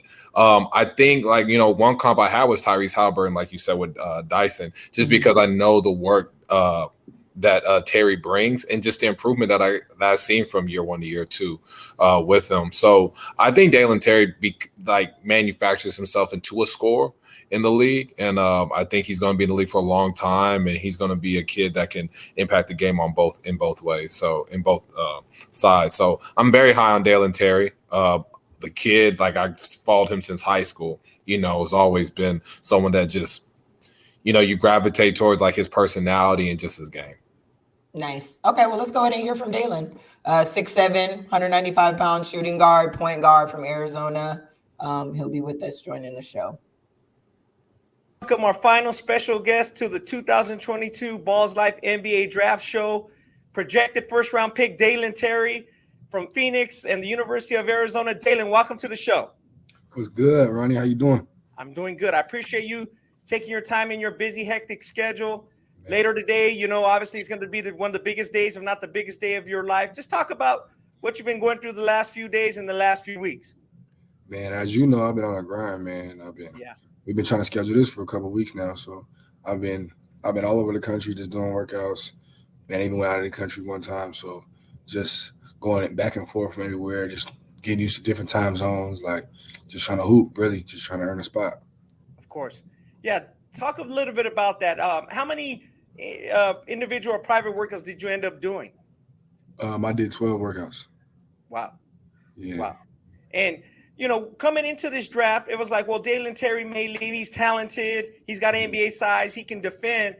But, people were like, okay, maybe he'll get into the first round. But how did you know, like, if I get into the workouts, I'm a rocket? How what gave you that fortitude and what gave you that confidence going in? Man, I just thought about it. Like, look, March Madness just happened. Like, all them guys that's in the draft, they just got done playing. They don't do the things that I do. I didn't have no break. I really didn't take any time off after the season. I stayed in Tucson, just started keep working, and I was just trying to add on to my offensive game. But I'm like, bro, around these times, nobody wants to play defense. They're just trying to score the ball. So I bring energy and defense no matter what. Scoring is just a plus. So it's just like me going into workouts with a kill mindset, like not being friends with them guys, just trying to take everybody's head off. If they say he a top pick, I'm guarding the whole time, talking crazy. You know how I do. So yeah, for sure. And do you feel like that has helped you just moved up in your projections and where you might go and end up, like, or did you and you knew you had that confidence, but like it's actually happening? Is that just like crazy, or what do you think about that? Nah, like it's like really surreal because it's like I spoke it into existence, like, and people thought I was crazy when I was younger saying it. Like I'm comfortable in my own skin, and if you don't like me, then like, bye. Like, it's cool. Yeah. So it's just like me doing it my way, and a lot of guys thought I should go back to school, and then I end up staying in. It's like, whoa, like nobody would have thought about this, So yeah, and it happened real fast, like you said. It's toward the end of the season and coming into the season. Yeah. So let's talk about that dream. Like you said, it's here in a few hours. It's going to happen here, on NBA Draft Night. Just talk about, all the events you played in, like, and just being at Apprenda Middle School and just being in Phoenix and just wanting the dream. How did that come to be? Did you always like the game? And then, like, talk a little bit about actually working towards that reality. Yeah, I started playing basketball at 2 years old. I always fell in love. So, like, as you see, like the John Lucas camp, I remember that was my first big camp. Frankie Collins in the back, a couple guys in the back. So it's like, I remember this camp, and I was like, wow, like I thought I made it. Like, I remember they I think you put the rankings out when I was younger. It was I think I was like seven in this camp. And I was just like, man, like it's a blessing to be 7. But I remember I knew everybody that was ahead of me, like from that age. Yeah. So just grinding like that, going to Vegas. And, John Lucas, when you were a little kid, screaming at you, cussing at you, getting the best out of you, it was just like, whoa, like, so like I just had got introduced to AAU. So me going to that was just like, nah, like I see what the other guys is made of, so now I got to come harder. So like let's the Pangos camps, Dinos, like when you get out of little guard camps, all that, like aerial codes, all that stuff. So it's just like, man, to be here, man, top 100. I remember that like it was yesterday. Like being in Virginia dorms at the moment, we was all just in the dorms. You go wake up at 6 a.m., going get home at like 7 p.m. It's like you so tired, you don't even want to do nothing else. Like some guys are trying to have some motion. It's like, nah, it ain't happening. You tired. The next day you got to wake up. So it's just like, it's been a grind all my life doing this stuff. And it's like, I feel like this pre-draft process was hard for me, just all the traveling, but I also feel like right now I can go play right now. And it's just like, I've been doing it so long, No doubt. Yeah. Day of, you can go play right now if you need to. That makes a lot of sense. It's obviously, like you said, been a grind. Why don't you talk a little bit about, just shout out to your father, JR, and your mother, Fenice. Just, they've been there and they also have to take you, support you in that. Just talk about your family and the support system you've had leading up to this day. Man, it's crazy because it's like they sacrifice so much things for me to be here, and I sacrifice so much things to be here at the same time. So my mom just waking me up so I can get picked up to go to the gym, or making sure I have a ride.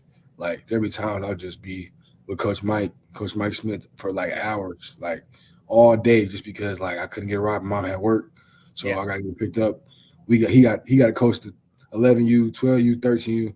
I got to get there to 11U game. I'm 13U. I'm there 5 hours early just at the tournament, just chilling, just because it's like it's the only way I was gonna get here. So even like that, and when my dad just doing everything he did because he got a lot of kids, so just being able to be at my games and then being at my other brothers' games and just coming to the games and supporting, it's like it means the world for me to even be in this position because it's like they work just as hard as I did. So they're a big part of that process. Yeah, that makes sense. Talk a little bit about that process. You're getting into high school, and obviously, like you said, you play with the Compton Magic, you play at Hillcrest, and then going into Arizona. How did you know that was the right fit for you? And then and 2 years later, here you are. How did you know that process was right for you? I mean, when I moved to Compton Magic, my freshman year, my sophomore year, going to junior year that summer. Sure. I mean, everything just took off for me, honestly. Like I remember I had one offer before that, and I just got like 5 the first weekend. So it was just like me going to that stage and being able to perform and up my level of competition and still be able to be who I was, like really meant a lot to me. And it kind of drove me because being an Arizona kid, they're looking at me going to California, they think I'm a sellout, So it's just like me going out there. When we put Arizona teams, I feel like I gotta show them like why. Like there's a reason why we went over there and played. So it's just like now seeing young kids like Cole Pete go play for Compton Magic. Like I went to middle school, went to high school with his sister. Like I know a whole family, and they've been telling me he was gonna be one. So it's just like situations like that is just crazy to me because it's just so surreal. And then going to Hillcrest, that just upped it even more because level of competition. We playing the Tarkanian, Chick-fil-A, John Wall, all them big tournaments, and it's just like, what else could you ask for? Like and playing with good players. Playing with good players gets you ready for college because in reality, you're never gonna be the only best player on the team. Like you going to college and you got 5 more 5-stars with you. So it's like you got to figure out how you can work together. And I feel like that really helped me when I went to Arizona, especially my freshman year, because it was just like it was a struggle for me a little bit, but I adapted to it quick. I was able to conquer the adversity. So no doubt, there is definitely some adversity there. Talk a little bit about when you're at U of A, how you play for 2 different coaches and 2 different systems. And it helped you, especially the second year. And then when Krysten had the injury, you really elevated your game. So talk a little bit about how, that experience. And even though you're still not even 20 years old yet, playing 2 seasons and having 2 coaches has helped you through this process. I mean, I feel like it was the best thing for me because, NBA, your coach can get fired tomorrow. And it's like you got to switch the whole system. So me being able to adapt to both systems, being able to play so versatile as a player, it was just great for me. And then this year, like being able to just defend the way I did and bring energy any way I could and playing with good players. And that's having that big run just really put me over the top. Yeah. And just like our team was just amazing both years. Like those Yeah. guys, they're like some of the best basketball I've ever played in my life. Like these last 2 years was the best basketball ever. And a lot of people wouldn't say my freshman year was the best basketball they've ever seen me play. It's just because I went through the adversity early. So now like my sophomore year was like ready for me to pop. No doubt. Mhm. Talk a little bit about obviously the UA lineage. They have guys almost drafted every year, and you got to know some pretty well. And they're even on the staff. Yeah. 1999 College Player of the Year, Jason Terry. Yeah. And did you get to talk to Coach Terry and other guys who went to U of A who gave you a little tidbits about this process and what you're gonna, what it was like? And then obviously draft night. Did talk a little bit about that? Yeah, I mean, Jason Terry, I mean, like he took me on his wing as soon as I got there. We got the same last name. Everybody mistake be family members with him. So Sure. even though we aren't, and then Yeah. just clicking like that, he was in the gym with me out all night. Coach Murph was in the gym with me every morning. So it's like he was a coach where coach can draw the play up. He behind him like, come on, Yeah. you gotta pick it up. So Yeah. it's like he would always keep me elevated even when I felt bad. So like. Yeah. Man, like he helped me through this process. He called me every like once a week and just telling me like what the inside is. They calling him, So he just telling me like what I need to do. Like I remember last summer, he was like, "Man, you just gotta stay in that gym." And then at the end of the summer, I asked him if he could give me a crossover the league, and he was like, "Yeah, I got you on the team. Just get out there." And I got out there. He got me situated and all that, and then boom. And then the whole season he was texting me just like, "Keep going. That's exactly what you need to do." And through the process, he just helped me every day. So like. He really helped a lot, and then just talking to like even like my old coaching staff, like Sean, Ryan Anderson, because Ryan Anderson was on this staff, but he played for Sean, Nick Johnson, them old alumni, and this staff, like the whole support staff, Rim, TJ, all them guys, like every person in both staffs really helps just benefit every player because it was like literally a players program. No doubt, yeah, that definitely would help.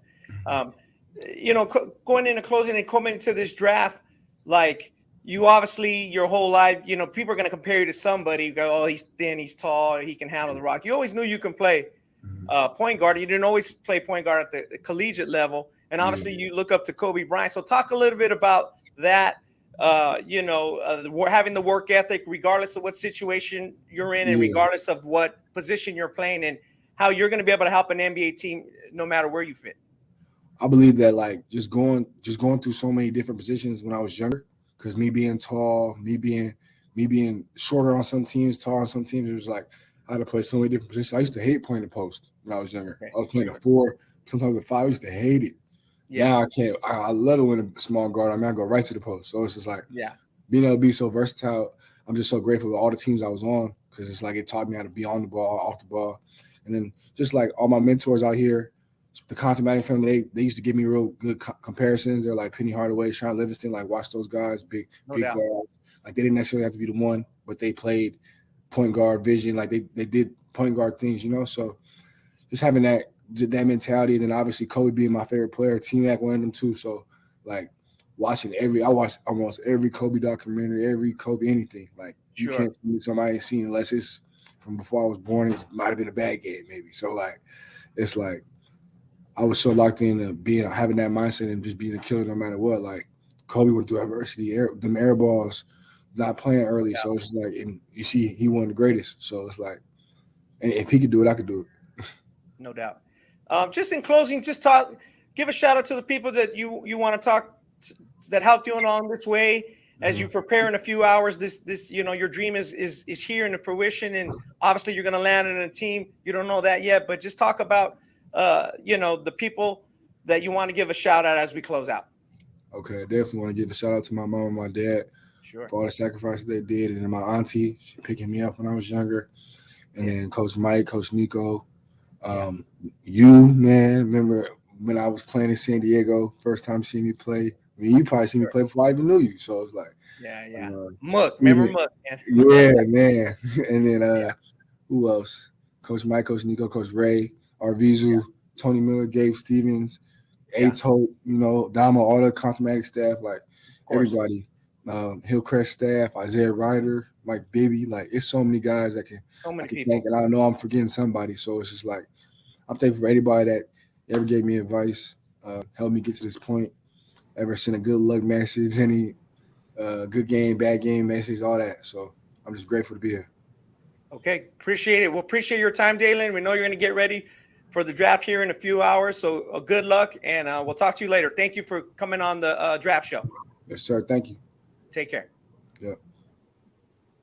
Wow, Dalen said a lot, but good kid, man. I really like just the humbleness. You can just see that he's worked really hard to be in the position that he's in today. One thing that really stood out to me, though, was just the word that he used, adaptability. He talked about just facing adversity, being in different situations where he's had to overcome, where he's had to get in where he fit in, where he's had to figure out how to make an impact. And I really think that's the biggest thing when you transition from college to the NBA. Like, you're going to have to be adaptable. Sometimes you may feel like you can do different things that maybe your team doesn't feel like you can do. Maybe you're in a limited role where, they're expecting you to just do this, even though you feel like you can do way more. So I think that he's going to absolutely shine in the league. Just having that mindset, obviously being a Kobe fan too, just the whole Kobe mentality and taking that approach.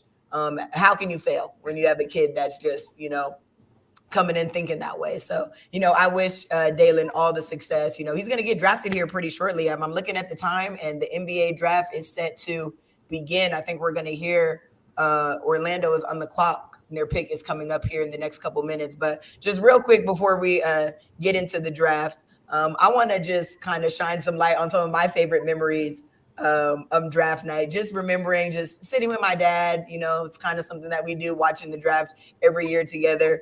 And there's just been a lot of little random funny moments that have, kind of just crossed my mind as I'm about to sit here and watch the show and just kind of reminisce about me and my dad watching things when they were happening in real time. But I think about one of my favorite players, Brandon Jennings.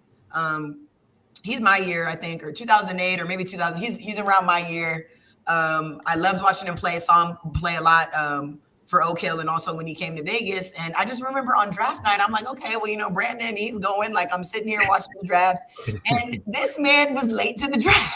I just remember he got picked, I think, 10th by the Milwaukee Bucks. They're on like pick 14, and he just walks in like, hey, y'all, makes his way to the stage. I don't know what's happening or how they ended up fitting him in, because obviously it's a live broadcast, but he just walks up, shakes hands, my bad. Yeah.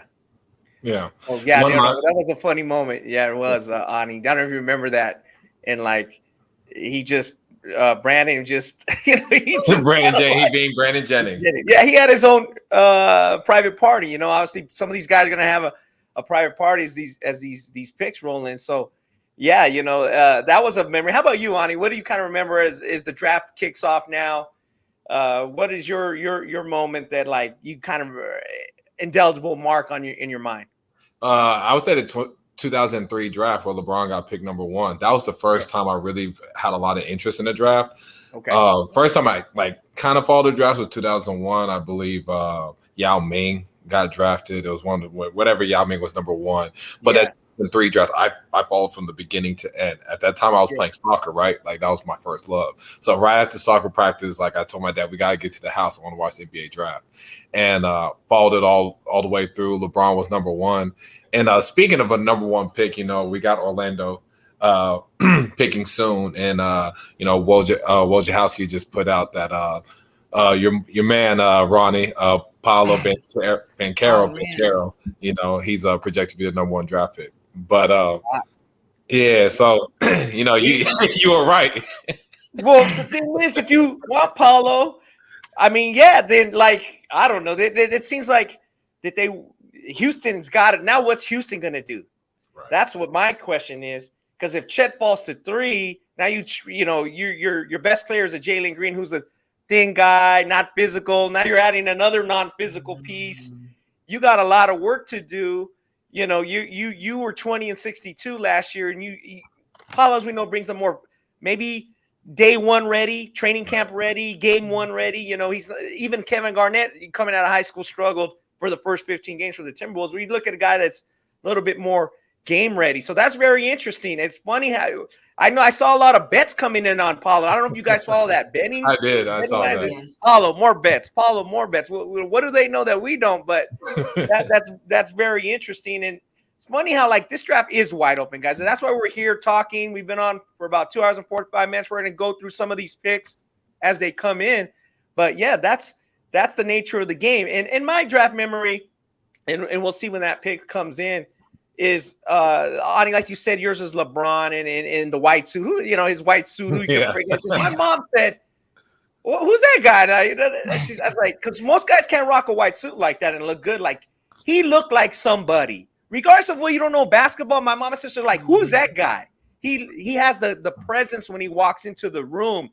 And you see some of these top picks and they don't have the presence. They don't look like a number one pick, So it's very over the years. I mean, not anything to do with this draft, but over the years. So my favorite is like when the lotto came in. It's two years. Is Patrick Ewing was just sitting there in his eyes and he was just smiling. I mean, the New York fans were just going crazy. They knew he was going to be the number one pick. It was not like this year. And he's just sitting there and he's licking his lips. And it was like, oh, because the lotto had got put in because people were like, this is rigged. The Cleveland Cavaliers were doing stupid things with their number one picks. The Houston Rockets picked back-to-back. So they actually put in a rule that you couldn't trade your number one pick in back-to-back years. So so it was very interesting. Then the years go by. We're saying, oh, that was rigged. And that's how the lottery became so big, because some people think it got rigged. Oh, Cleveland got gifted the number one pick to LeBron. Oh, Cleveland got the number one pick again.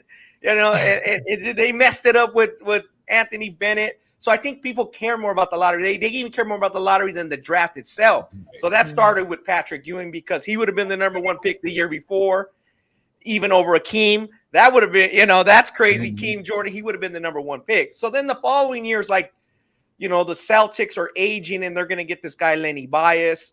I don't know what the 76ers were doing, but they traded out of the number one pick. That's my biggest question in basketball, almost history, is what did the 76ers know? Obviously information changes and goes much faster now. We know more about the players, and I think that draft changed everything because we know Lenny had passed away later that night or within 24 hours. But a lot of people don't know. They weren't that 76ers didn't want Brad Daugherty, and I see why. I nothing against Brad, but I see why they didn't want him at number one. So they traded out of that spot, and Cleveland took him, and then Boston got lap dance to the best guy in the draft, like right gifted to them, and we're like, oh my God, the Celtics had just won the title, and then boom, that happened. So that changed everything. I think that changed the amount of time people spend on the draft, time people go into the kids' backgrounds, go into who their parents are, what do their parents do, what do their handlers do. All that changed with Lenny. Like the draft became in the modern draft, like character, dimensions. What are they doing? And if you hung around Maryland at that time, you would know that some people were like, what's Lenny up to? He's not going to school no more. He's hanging around with the rough crowd. So it's very interesting. And his mom talks about that. She's a motivational speaker. She also lost another one of her sons, Jay Bias, to gunfire a few years later. Not a lot of people know about that. He was a player. So that for a mother like that, she spoke at colleges all over the country. So that was the big two moments for me. Patrick on the positive side, and then Lenny changing just the dynamics of the amount of money they spend backgrounding these kids. Man, Ronnie, you are showing your age with that Patrick Ewing memory. I see that on TV with a little grainy. It's a little grainy. You are right there. But no, what's so funny is that that draft where Patrick is 84, right? I watched the 85. I watched those first picks and just the excitement of Ewing getting drafted, and just like the draft is so much different now. Like you kind of look at it 30, plus years from now, from then, it's just so much different. And you made a good point, because reading the documentary about Len Bias, how they had to change, how they had to gather intel and really knowing the kid and character, that was something that I realized wasn't going on when at that time. But you got Orlando; they are on the clock right now. So we'll see if Ronnie's guy gets drafted number one. I mean, Woj is hardly ever wrong. He's tweeting it just before it's going to happen. So I'm pretty sure they're taking Paolo. And, like we talked about a little bit earlier in the show, I think it's a good pick for Orlando. They need a go-to. They need somebody who's going to get in right away. I think Paolo will be a, 18, 20-point scorer. Orlando Magic interestingly enough, is like one of the only NBA teams that didn't have a guy averaging more than 17 points. So at this point, give me anybody who could put it in the hole. Like, we need baskets. We need somebody that we can count on. I really like Paolo's going to be paired with Cole, who I think is dynamic and I think is on his way up in this league. And, it's a good fit. So we'll see if it officially goes through, but I'm pretty sure it is now that Woj broke the news. How are these guys going to hit an open shot, Chelsea? Who's going to make a shot on this team?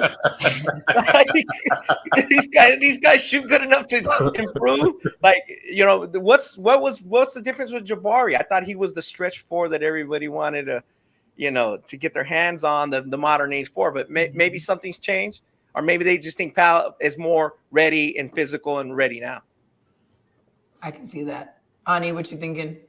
Yeah, I just think they're looking for some more, like someone that's just ready right away to contribute and impact winning, and that's what I think Paolo brings. I like the pick for Orlando, right? He's a fairly mature kid. He works hard, and that's good for a young locker room. Like when you're trying to establish culture with some young guys, having a guy that comes in down to work, really motivated. He can help some of the other young guys, because not a lot of those guys that you talk about, Jalen Suggs, RJ Hampton, when we just look at our board, they're not that much older than him, right? Mm-hmm. So, but adding another young piece to the nucleus that's mature and hungry and wants to get after it, I think it can help propel Orlando's rebuilding process right now. Yeah, and you look at Orlando at the bottom, and you just said the word rebuilding. So obviously you want to try to get a dynamic player, somebody that's going to be instant impact. But at the end of the day, you know how it is when you get drafted, these high picks, you're on bad teams. They got to figure it out. They got to get a couple more pieces. Orlando, hopefully won't be in the lottery again next year. But if I had to guess, they probably will be. So, they'll get another guy.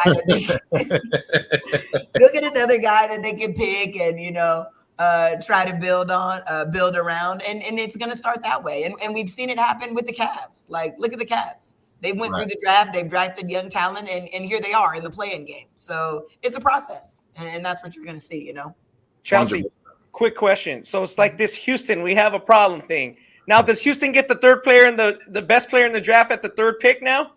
Okay, Houston, well, it's absolutely official. Paolo just was selected number one by Orlando. And, if I'm Houston, I'm kind of panicking right now because I don't think Houston wants Chet. I think, they were definitely eyeing and praying and hoping that Paolo would drop. I don't see Jabari dropping beyond 2. I think he's still going to go. I think he's going next. So I really think that there's a dilemma. You want him to go next, or do you think he's going next? Oh, Wells just tweeted that Chet Holmgren is still the front runner for number 2. Oh, yeah. Wow. So that's what I'm saying, Chelsea. What's Houston thinking now? They get the best player in the draft. You gotta take Smith. You absolutely have to take him. They need size. They need him. Yeah. So I think this is the best worst case scenario for him. I think they didn't think Smith would be available. They thought that they would hoping and praying that they would land Paolo. But now that Smith is there, like you said, he's versatile. He's going to be a two-way player. He's going to develop into that, can shoot the ball, stretch the floor. I think this is best case scenario. Chet going to OKC and Houston ending up with Smith. Yeah. It's doesn't change anything for the teams below. But Ani, Jabari, it's like, where do we miss it a little bit? Like, I saw him at the Pangos Festival. He was the MVP. Chet was obviously terrific. That's where Ty made his name. Like, why did he end up ranked below those guys? And are we putting too much credence? We talk about the future. Jalen Duran is in this draft. He jumped back into that 221 class, and now look where he's going to get drafted. And he was higher than Jabari in the final rankings, and so was Amani Bates when he jumped into the 221 class. So what do you make of that? Do you think Jabari, it's just, hey, he had a great college season, and the numbers don't lie. Like Chelsea said, over 40% three-point shooting, and his size, that doesn't lie. What do you think about that, and who do you compare Jabari to? Well, with Jabari, like you said, he was the MVP of the festival, and the pandemic kind of interfered with, not seeing him earlier and having him rank high. The talent's there. obviously he did shoot 40+% from three in his freshman year. I'm always a little bit wary, and now I do believe him as a shooter, but first year 40% 3-point shooter, we haven't seen that enough on a sample size, on a large enough sample size. But I definitely think just early on, we just didn't see him early, and he got better, and he's a worker, one of the hardest workers in this class. And we just saw him get better and better at the festival. He was the MVP, and we just got to see everything at Auburn because Bruce Pearl, he lets his guys loose. He lets them play. So he's able to just let Jabari be Jabari, shoot his threes, attack. Use his build. Just to score over the outreach of defenders. But like Chelsea said, at Houston, number 3, and let's pull up our board right now. We talked about the 4th pick being the when the draft begins. Well, the draft begins at number 1 clearly. So it's gonna be interesting to see what Houston does at 3, or Sacramento, what Sacramento does at 4, right? Paolo at 3. I mean, not Jabari at 3 in Houston. Like I said, they need a front court guy, so that would be the best pick for them. And then Jaden Ivey we have at 4 right now, but he's never did a workout with the Kings, right? Chelsea mentioned earlier that in the backcourt with De'Aaron Fox, it may not make a whole lot of sense. But also hearing that you got Indiana, who needs a point guard that has a fire sale right now, looking to trade Miles Turner, looking to trade Malcolm Brogdon, is looking at the number 4 pick. You got New York Knicks, who desperately need a point guard, right? They're trying to clear cap space to give Jalen Brunson $25 million, right? Those are some of the teams I look trading up. But going back to Paolo and Jabari, I'm sorry, because I see Paolo at 3, Jabari at number 1. One comparison I have is Rashad Lewis, who's played in the NBA for a long time. I think he was an all-star for a couple of years, Ronnie, if I'm correct. No one remembers Rashad at the younger years. He was athletic, could really shoot, could attack a closeout, could hit with some step backs and some side dribbles and score, long-time double-digit per game scorer, was an all-star. And that's why I see Jabari as. I think he's going to be an all-star for a couple of years. I think he's going to be a second, third option, a complementary piece for a big-time playoff, potentially championship contender team. And, that's why I have him as Rashard Lewis comp. Yeah, look at he shoots right there. I mean, that looks like Jabari at Auburn. They're the same shot, corner shot 3. He wasn't always a corner shooter 3, and he went 32 in the draft. He went straight from high school to the draft. He fell. He's a Houston guy, Ani, as you know. He's down in your neck of the woods, and he was supposed to be a great player. He was a high school player of the year, and for whatever reason, he fell, but it worked out, and we know it worked out. I mean, the guy made $155 million in his career. So I think, as Chelsea said a couple hours ago, who cares about this right now, like where you get picked? If 10 years from now you're a long veteran and you had a long career, you made an all-star game or 2, you signed an extension, you signed close to the max, you're great. So I think for that is I hit that comparison spot on. How about you, Chelsea? Who do you like with Jabari? Well, I'm actually okay with your guys's. Sometimes you guys' comparisons are a little questionable to me, but I do like the Rashad Lewis comparison. But I also like he just reminds me of a polished Miami Heat days Chris Bosh.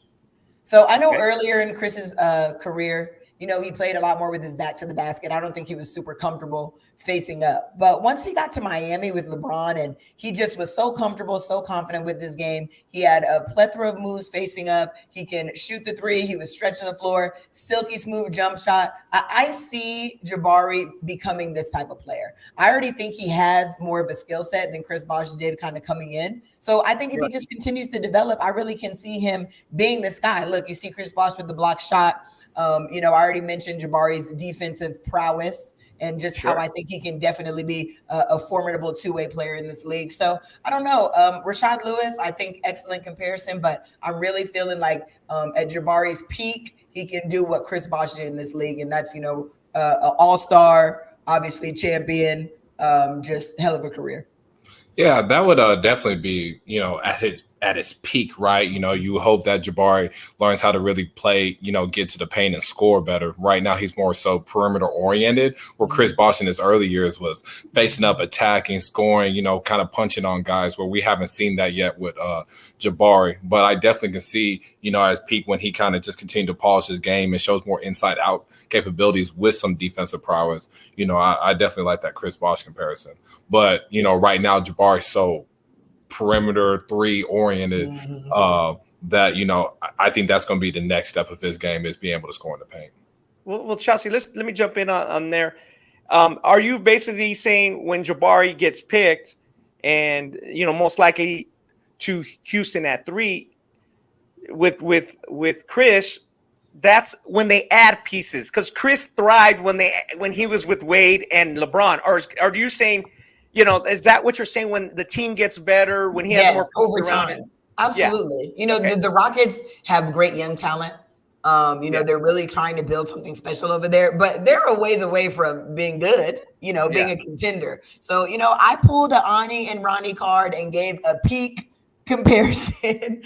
And I'm just thinking that's the type of, hopefully career and projectile I see Jabari having. Obviously, a lot of work to get to Chris Bosh's level. He was absolutely incredible in those Miami Heat days. But I just, I can see it happening. But obviously, he's years away from that. The Rockets are 2-3 years away from honestly being super formidable, in my opinion. The West is extremely, stacked and tough, and having good young pieces and good core, it's not enough. And you just see it's a process. And as I mentioned, the Cavs previously, they had to stock up with Garland, and they had Colin Sexton, and they're, building. And it took them a couple years to even make it to the playing game. So the Rockets are a little bit of ways away. Jabari, excellent piece. So I'm looking kind of forward to see how that develops. But, it's a good pick. Yeah, and the pick, speaking of picks, Chet just came in officially at number 2, like we thought. Obviously a little bit surprised at the top, but the Oklahoma City Thunder used that pick. Chet, we've talked about a lot. He's a National Player of the Year, High School Player of the Year. He's been well-versed. He's been on TV a bunch. Who do you like him and compare him to, and what do you think he gives the Oklahoma City Thunder, Ani? Yeah, my comparison is Marcus Camby plus, though. I think he'll be a better version of Marcus Camby. Just, I think the immediate translatable skill set for Chet is his rim protecting. He's a big-time rim protector in high school. In college, it just translated over. And I think in the pros, the same thing, just like Marcus Camby, right, who helped lead the Knicks to the NBA Finals versus the Spurs. Had a good tenure with the Nuggets.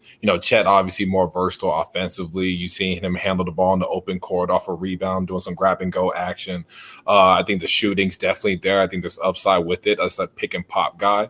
I don't know if he's going to be like a monster pick and pop 3-point shooter, but definitely upside there. At Gonzaga, we got to see him, play more of the 4 while Drew Timme played the 5, and he kind of, when they did 4-out-1 in. But, I think where he needs to unlock in his offensive game is just be, more off the dribble stuff. If he's at him going to Oklahoma City Thunder, who are creative with how they use their guys, right?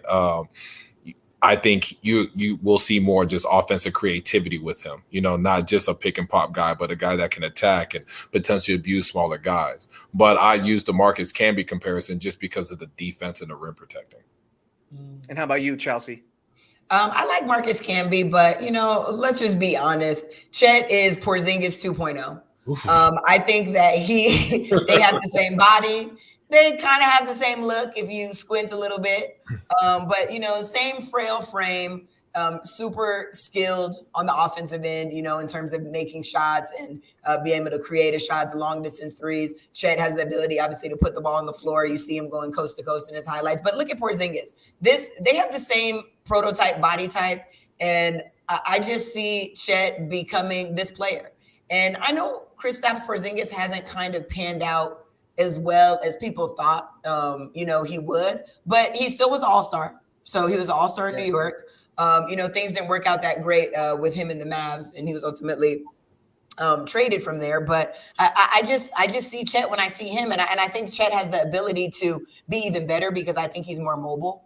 I think he definitely works harder on the defensive end. Ani spoke about shot blocking ability. I think he's going to be a good help defender.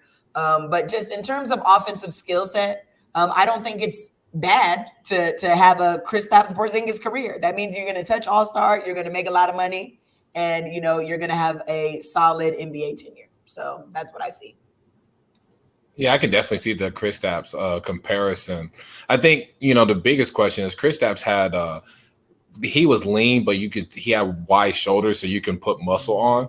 And right now, with Chet, you just wonder how much muscle you can put in. But right now, we got Houston selected at number 3. Projected is supposed to be Jabari Smith, and it's Jabari. So we got Jabari at number 3 with the Rockets, like we talked about earlier. Ronnie, I want to talk about with Jabari. Obviously, we didn't have number 3 in our board, but sure. How does he fit with the Rockets? I think he'll fit good. He'll eventually down the line help him out on the offensive side mostly. I'm not sure the Rockets were originally thinking. Maybe they're thinking Paolo from the physicality side that they would want. But if people think Paolo's the best player, I can see he gained that momentum. And I think Jabari's a good guy. We've had him on our podcast before. He works hard. He's coming from a place with the Atlanta Celtics. Well known. He wasn't the guy, the glamour guy. And I think maybe that's where I messed up and other people messed up by ranking him 6. If we go into his profile and look at his consensus, I know it's 6.7 without even seeing it because I've been seeing it a bunch and I've been thinking about it. And it's like, one guy had him 7, one guy had him 6, one guy had him 7. Again, it goes back to those 2 guys that came back from the 222 class. And I think if you look at his accolades, he was the runner-up to Chet for National Player of the Year, Mr. Basketball USA. The voting had him number 2. Some of the guys Ani and Frank Burleson, all those guys. And I don't think much changed in 1 year. So I ding myself for that. And really, as an industry, we kind of dropped the ball on that. I don't think much changed. He was terrific, and then we go to, what he's doing. I think he's going to be good there long term. Maybe not as quickly as Paolo would have been, but right. The Rockets are a long way, like Chelsea says, so it's going to be fine. They might have got the best player in the draft at 3rd. When we look at the 4th pick, and it looks like it's to the Kings, it looked like it's going to be Keegan Murray, jumping up. So Jaden Ivey falls from our board. Keegan Murray's one of the safest picks. So maybe are the Kings picking for somebody else? Maybe there's a lot of action behind the board. There's at least 4 or 5 teams that want that spot.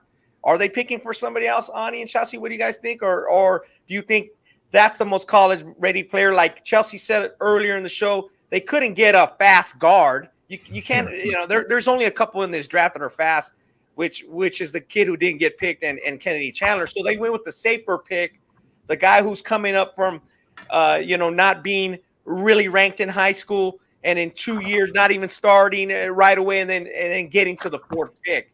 What do you think, Ani? Yeah, no, Keegan, I think they're going to keep the pick because I think Keegan was somebody that the Kings really wanted, right?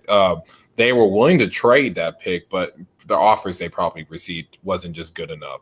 But, the Sacramento's been eyeing Keegan, 6'8", 6'9", can score it. I like him at this pick. It's a safe pick, in my opinion, because you're going to get a quality player, in that front court with Sabonis. And, he's another guy that can space the floor while De'Aaron's getting to the rim.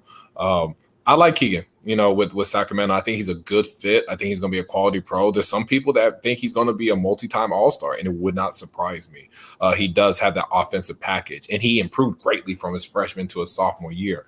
So, seeing how he jumped from freshman to sophomore year, it'll be interesting to see where he is, 3 years from now. Chelsea talks about when those guys' rookie contracts are over and they're ready for extensions. It'll be interesting to see where Keegan is at. Chelsea, what's your thoughts on Sacramento selecting Keegan? I think it's an excellent pick. As I alluded to a little bit earlier, Sac had no need for Jaden Ivey.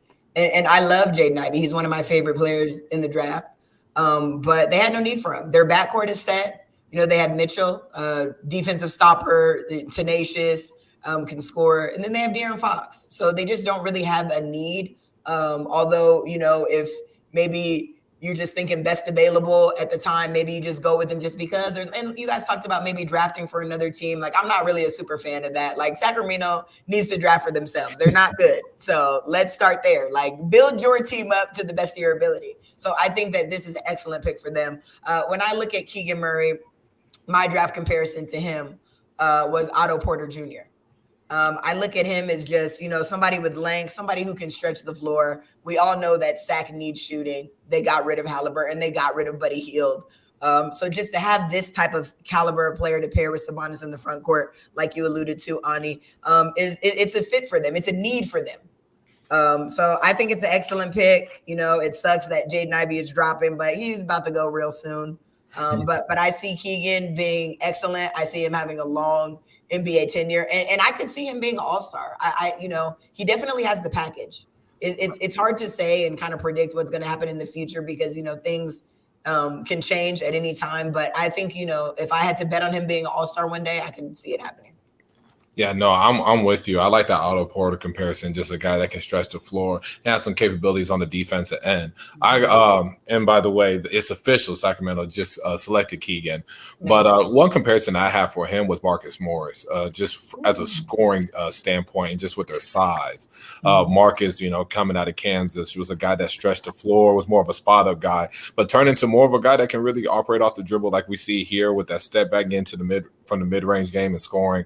I see that with Keegan. He can make shots with step backs and side steps and, kind of do hang dribbles and pull, just like Marcus is doing in the league right now. And Marcus is an okay defender, just like Keegan. He's just okay right now.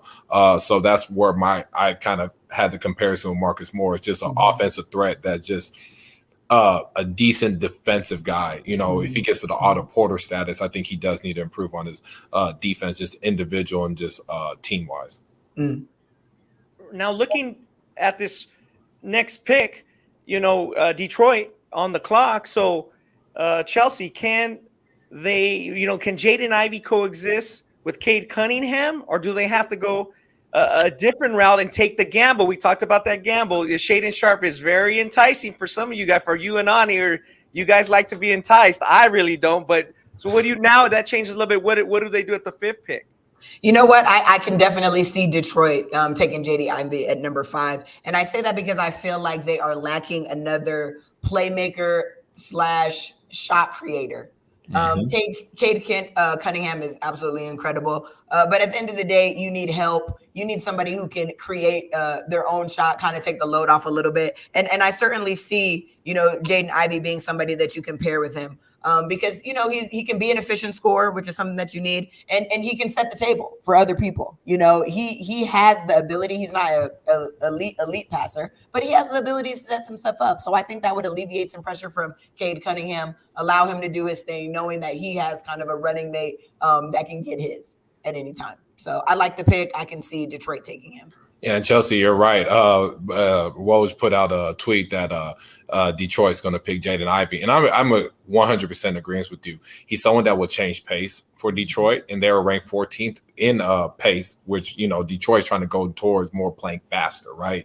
And with Cade, who's more a little bit slower, more cerebral, Jaden's like just a go guy, and I think he's a really good scorer, like off the ball, right?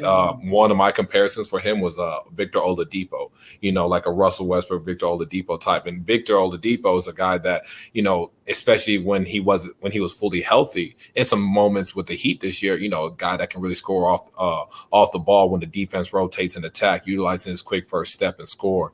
When people look at Jaden Ivey, it's because they say Ja Morant, right? Because of the hair, it kind of looks like him a little bit. But I think he's more Westbrook, Oladipo type. He's a big time athlete with explosive first step.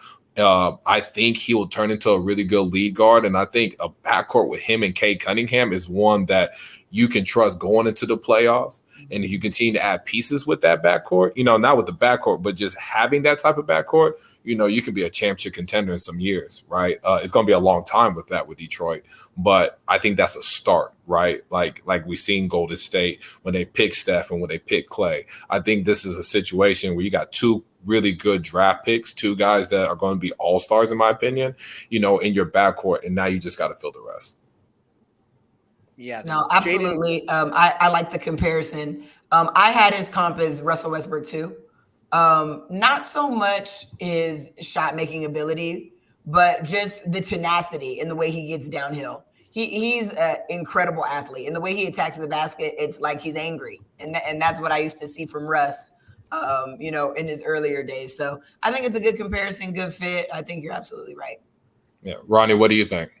I the more I'm watching the highlights, the more I like you guys' pick. I picked somebody that I thought he'd be in range of, not as good as terms of long-term production, but Kobe White, who's actually now on the training block. I just thought as a prospect, he kind of looked like that. Obviously, Kobe is good. Is he number 7 pick good when he got picked? That can be debated. But I did the pushing the ball, getting in playing. Change of pace with obviously if they go with Cade Cunningham. But I just thought that Kobe White, the way he moved. But I see now that I see you a little bit more of the film that your guys' comparison is probably a little better. I don't want to sell the kid short. And there's nothing wrong with that. Sometimes it works out, sometimes I do it. I like to see where guys get drafted in the position they get drafted. And I wanted to talk about the point guards as we're starting to wrap up. We'll let you guys enjoy the later half of the lottery and obviously the rest of the first round when we log on. We're still going to talk a little bit more. I wanted to go back to that point guard talk because we talked. There's not that many point guards. So what is the problem? Is it Rashad talked about putting these guys in a pigeonhole? Do they not meet some of the measurements and some of the intangibles that people want? As we look at this board, power forward, center, power forward. But I thought the game was gone small. Like Steph Curry's dominating, and I wanted to say something about that because I don't really care who you are, even if you're the Boston Celtics. Every team besides Golden State needs more and better point guard production. Like if Boston had a more of a traditional point guard, then if that's Peyton Pritchard, then why didn't he play more? You know what I mean? So I think a pick's coming in next. And Ani, do you have that pick? Let's stop what we're talking about and talk about the pick. Yes, it's actually Jaden Ivey. He got picked. Number 5 to Detroit. He's having the most moment with his family right now. Like we talked about earlier, this is a great pick for Detroit. I think it's a step in the right direction. They traded Jeremy Grant to Portland for some more draft picks, and I think you're seeing Portland just really stashing draft picks. I mean, not Portland, Detroit. Stashing draft picks. Just they're really trying to build, and I think it's an aggressive rebuild. I don't think it's one of those situations where they're looking, we can go here and do, wait. Sure. I think they're going to be very aggressive.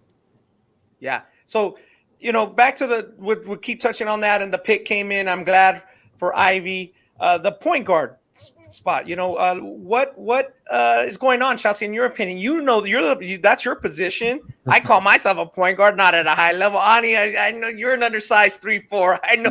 Yeah, undersized 3'4". You're an undersized 3'4". So Chelsea, is it just development? It's just a year or so, or did maybe because it's Jaden Hardy's not a true point? Rashad mentioned, some of these teams may be looking at guys too pigeonholed in a position. What do you think there? I think it's just the direction that the league is going. Rashad talked a lot about just, how positions have developed.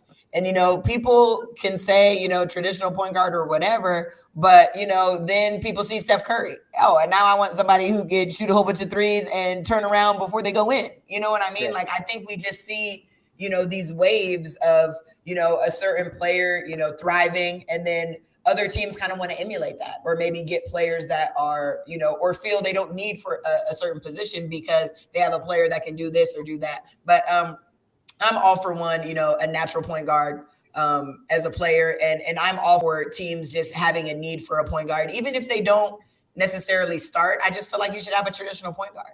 I think a lot of the guards these days err more on the side of combo. But I look at Memphis, for example. Ja, he's a point guard, but he's flashy. He does all these different kinds of things. You can kind of say he's a combo because he can score the ball. And then they have Tyus Jones coming off the bench backing him up, who's exceptional. More of a traditional guard, gives you a different look. So I think that teams are getting away from it, but that you need this type of person on your roster. You need somebody who can connect the dots. And, we've talked earlier about certain players, and that's why I'm a super fan of Ty Washington. I'm hoping that, I don't know if this is a little early for him, but I look at the Knicks. They're sitting at the 11th spot. They desperately need a point guard, a floor general, somebody who can set the table. You can have all the talent in the world. And the Knicks have a lot of talent. But if you don't have somebody to put the pieces together, then it's just going to be a mess, kind of like the Knicks are. So I definitely think, it's kind of a trendy thing to do to get the more combo style guard. But I think the teams that, really want to make some noise still see the value in having a traditional guard. And, Denver, Monte Morris coming off the bench, he had to start a little bit because of injuries, teams like that. So hopefully, we don't try to get rid of the position like we've done with the center. We can't get rid of it. I know, but centers, totally, everybody's a stretch forward and face up now. There's not really too many people that are down there banging. You see these waves and these trends, but the point guard is necessary. And I totally agree with your point that if Boston would have had somebody who can stop the bleeding, they turned the ball over every time I looked up. And that's one of the best teams in the league. Exactly. They would have had a better chance if they had somebody who was just, orchestrating, facilitating, calming everybody down. Marcus Smart, get over there, stop flopping. That's what they needed. And that's what we come down to, because that's a really good team. And the point guard's not going anytime soon. I know, Chelsea, you're Ty, they could probably trade down and still get him if the Knicks really wanted him. Mm-hmm. But it looks like the Pacers have gone with Ben Mathurin in Arizona, shooting guard, one of the more athletic players. Looks like our guy again. We talked about Shaedon Sharpe. People are not taking that gamble just yet. Ben is the more safe pick. He has a resume, 2 years of college. He really had a great second year playing along with Dalen Terry and Christian Koloko, all three guys that might be drafted. And he had some great games down the stretch. He's All-American.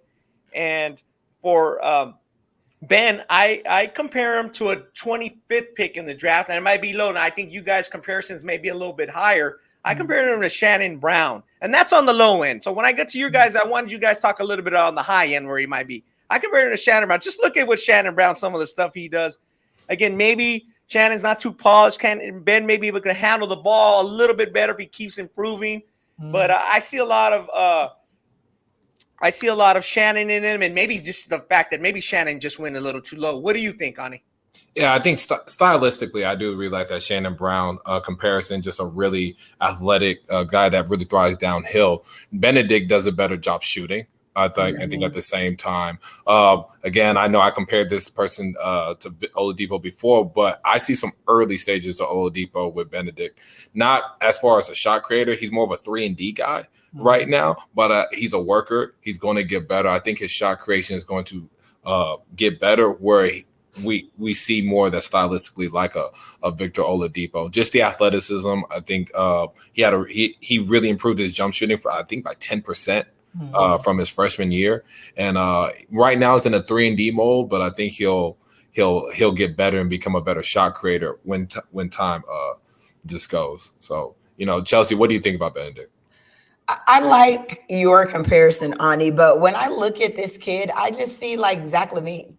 Like, he is so high flying and, tenacious and explosive when he's attacking the rim. And then he's just out there jacking up a whole bunch of threes. And he does it at a great percentage, don't get me wrong. But that, I think, is kind of what Zach LaVine has developed into with the Bulls. He's been scoring the ball very well. He still obviously can jump out the gym.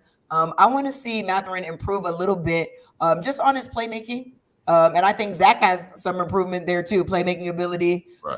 But I definitely see signs of him being a dynamic player.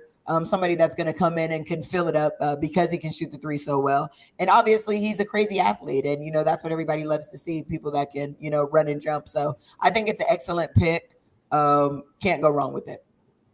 Yeah, safe pick. Like we said, there's going to be a lot of unsafe picks coming up. I think you guys are going to be watching it on national television. We thank you guys for being with us. We thank all the people who stayed with us for all 3 hours. We're over 3 hours. And, we had some great guests. So shout out to our guests, Krysten Peak, Rashad Phillips, Matt Babcock, future draftee Dalen Terry, It was a great time, great insight, and we can go all night. We want people to enjoy the draft, enjoy their family. Ani, real quick, 30 seconds. What did you learn about the draft? What did you learn from Chelsea? What did you learn from the guests? And then Chelsea, you the same. 30 seconds to a minute. What did you guys get out of that? Just the overall insight, just on our guests like Matt Babcock, Jason Hart, Dalen Terry's just experiences and his upbringing. Rashad, we talked about Steph Curry.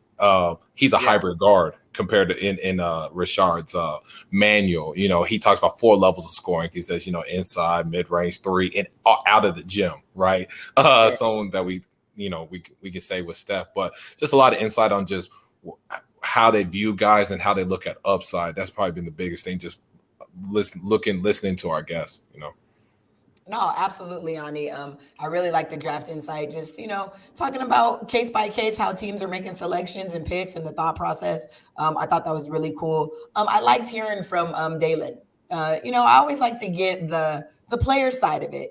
Sometimes it's such a tedious process when you have to work out for 12 different teams and, hoping that you have a place and have your name called on draft night. So I'm just wishing him so much luck and success. I hope his name is going to be called shortly here. But I really just, learned a lot about just the process and how it works. And I really enjoyed it. And same with Krysten, just doing her thing, Yahoo Sports and providing info. It's so much that goes on and goes into making selections. And as a fan or somebody who's just watching, you may not realize like what these front officers are going through to make a pick and all the research that they have to do behind the scenes and the interviews and the workouts. So it makes you just appreciate the grind a little bit more. You see on social media sometimes people that say, well, they're just playing basketball or it's a child's game.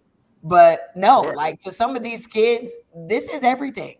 To some of these, general managers and presidents and stuff, this is their job. Right. They have to make the team good. Like it's a lot more than what it may seem. So I'm just glad our viewers got the opportunity to really get a little bit of an inside scoop on the process. No doubt. We thank them. Thanks for all the viewers for staying on. The ones who came on late, the ones who were on from the beginning. It seems like Matt Babcock, the interview was a long time ago. I know Ani and Chelsea are looking forward to the rest of the draft as I am. I wanted to shout out our producer, Daniel Soto. He's really MVP of this. Daniel. He did a really hell of a job. The comparisons were good. We didn't even get to all of them. We hit a lot, and I like some of them. I thought they're very good. Especially if you're a young listener, you could learn quite a bit about the game from our guests and just from the comparisons. Again, go back to our ballislife.com site. Look at some of those guys we talked about, some of the older guys. That's especially me. I know it's not as Chelsea as much and you guys, but we try to give some insight to that. They all have their profiles. We talk about the guys and where they're ranked, and we talk about Jabari probably got stiffed a little bit, and some guys their ranking is not living up to where they're going to get drafted. Whether it's some guys moving up like Malachi and Ty, maybe he's ranked 16. Maybe that's where he gets drafted in that range. It's going to be coming up here in the next 30 minutes. So, we want to thank Gerardo, Alex, all the people who, get our Ballislife gear out there. So thanks for people who shop on the shop.ballislife.com, store. I know Chelsea said you like the socks. Ani, he's undercover. He likes to have different outfits. And he goes with the, kind of like the cool, fresh outfits. Then he goes with the presidential outfits. So I'm not sure what Ani likes in that store, but there's something out there that he does. So it looks like the next pick came in. Shaden Sharp finally got off the board. Shaden Sharp from Kentucky. So again, too athletic, too much to pass up. So we want to thank everybody for tuning into the 2022 Ballislife NBA Draft Pre-Show and show as these picks come in. But for my co-hosts, Ani, Umana, and Chelsea Hopkins, we're going to log off now. Thank you again. Look for our In the Paint podcast. Ani's going to be talking about the upcoming TABC live period. I just went to Section 7, so the grind's never going to stop. We're going to get right back on it next week. But hopefully everybody enjoys their evening, and hopefully people's dreams do come true. But for Ronnie, Ani, and Chelsea, we're logging off. Peace. Bye, guys. It's what happened, you make shit that's timeless.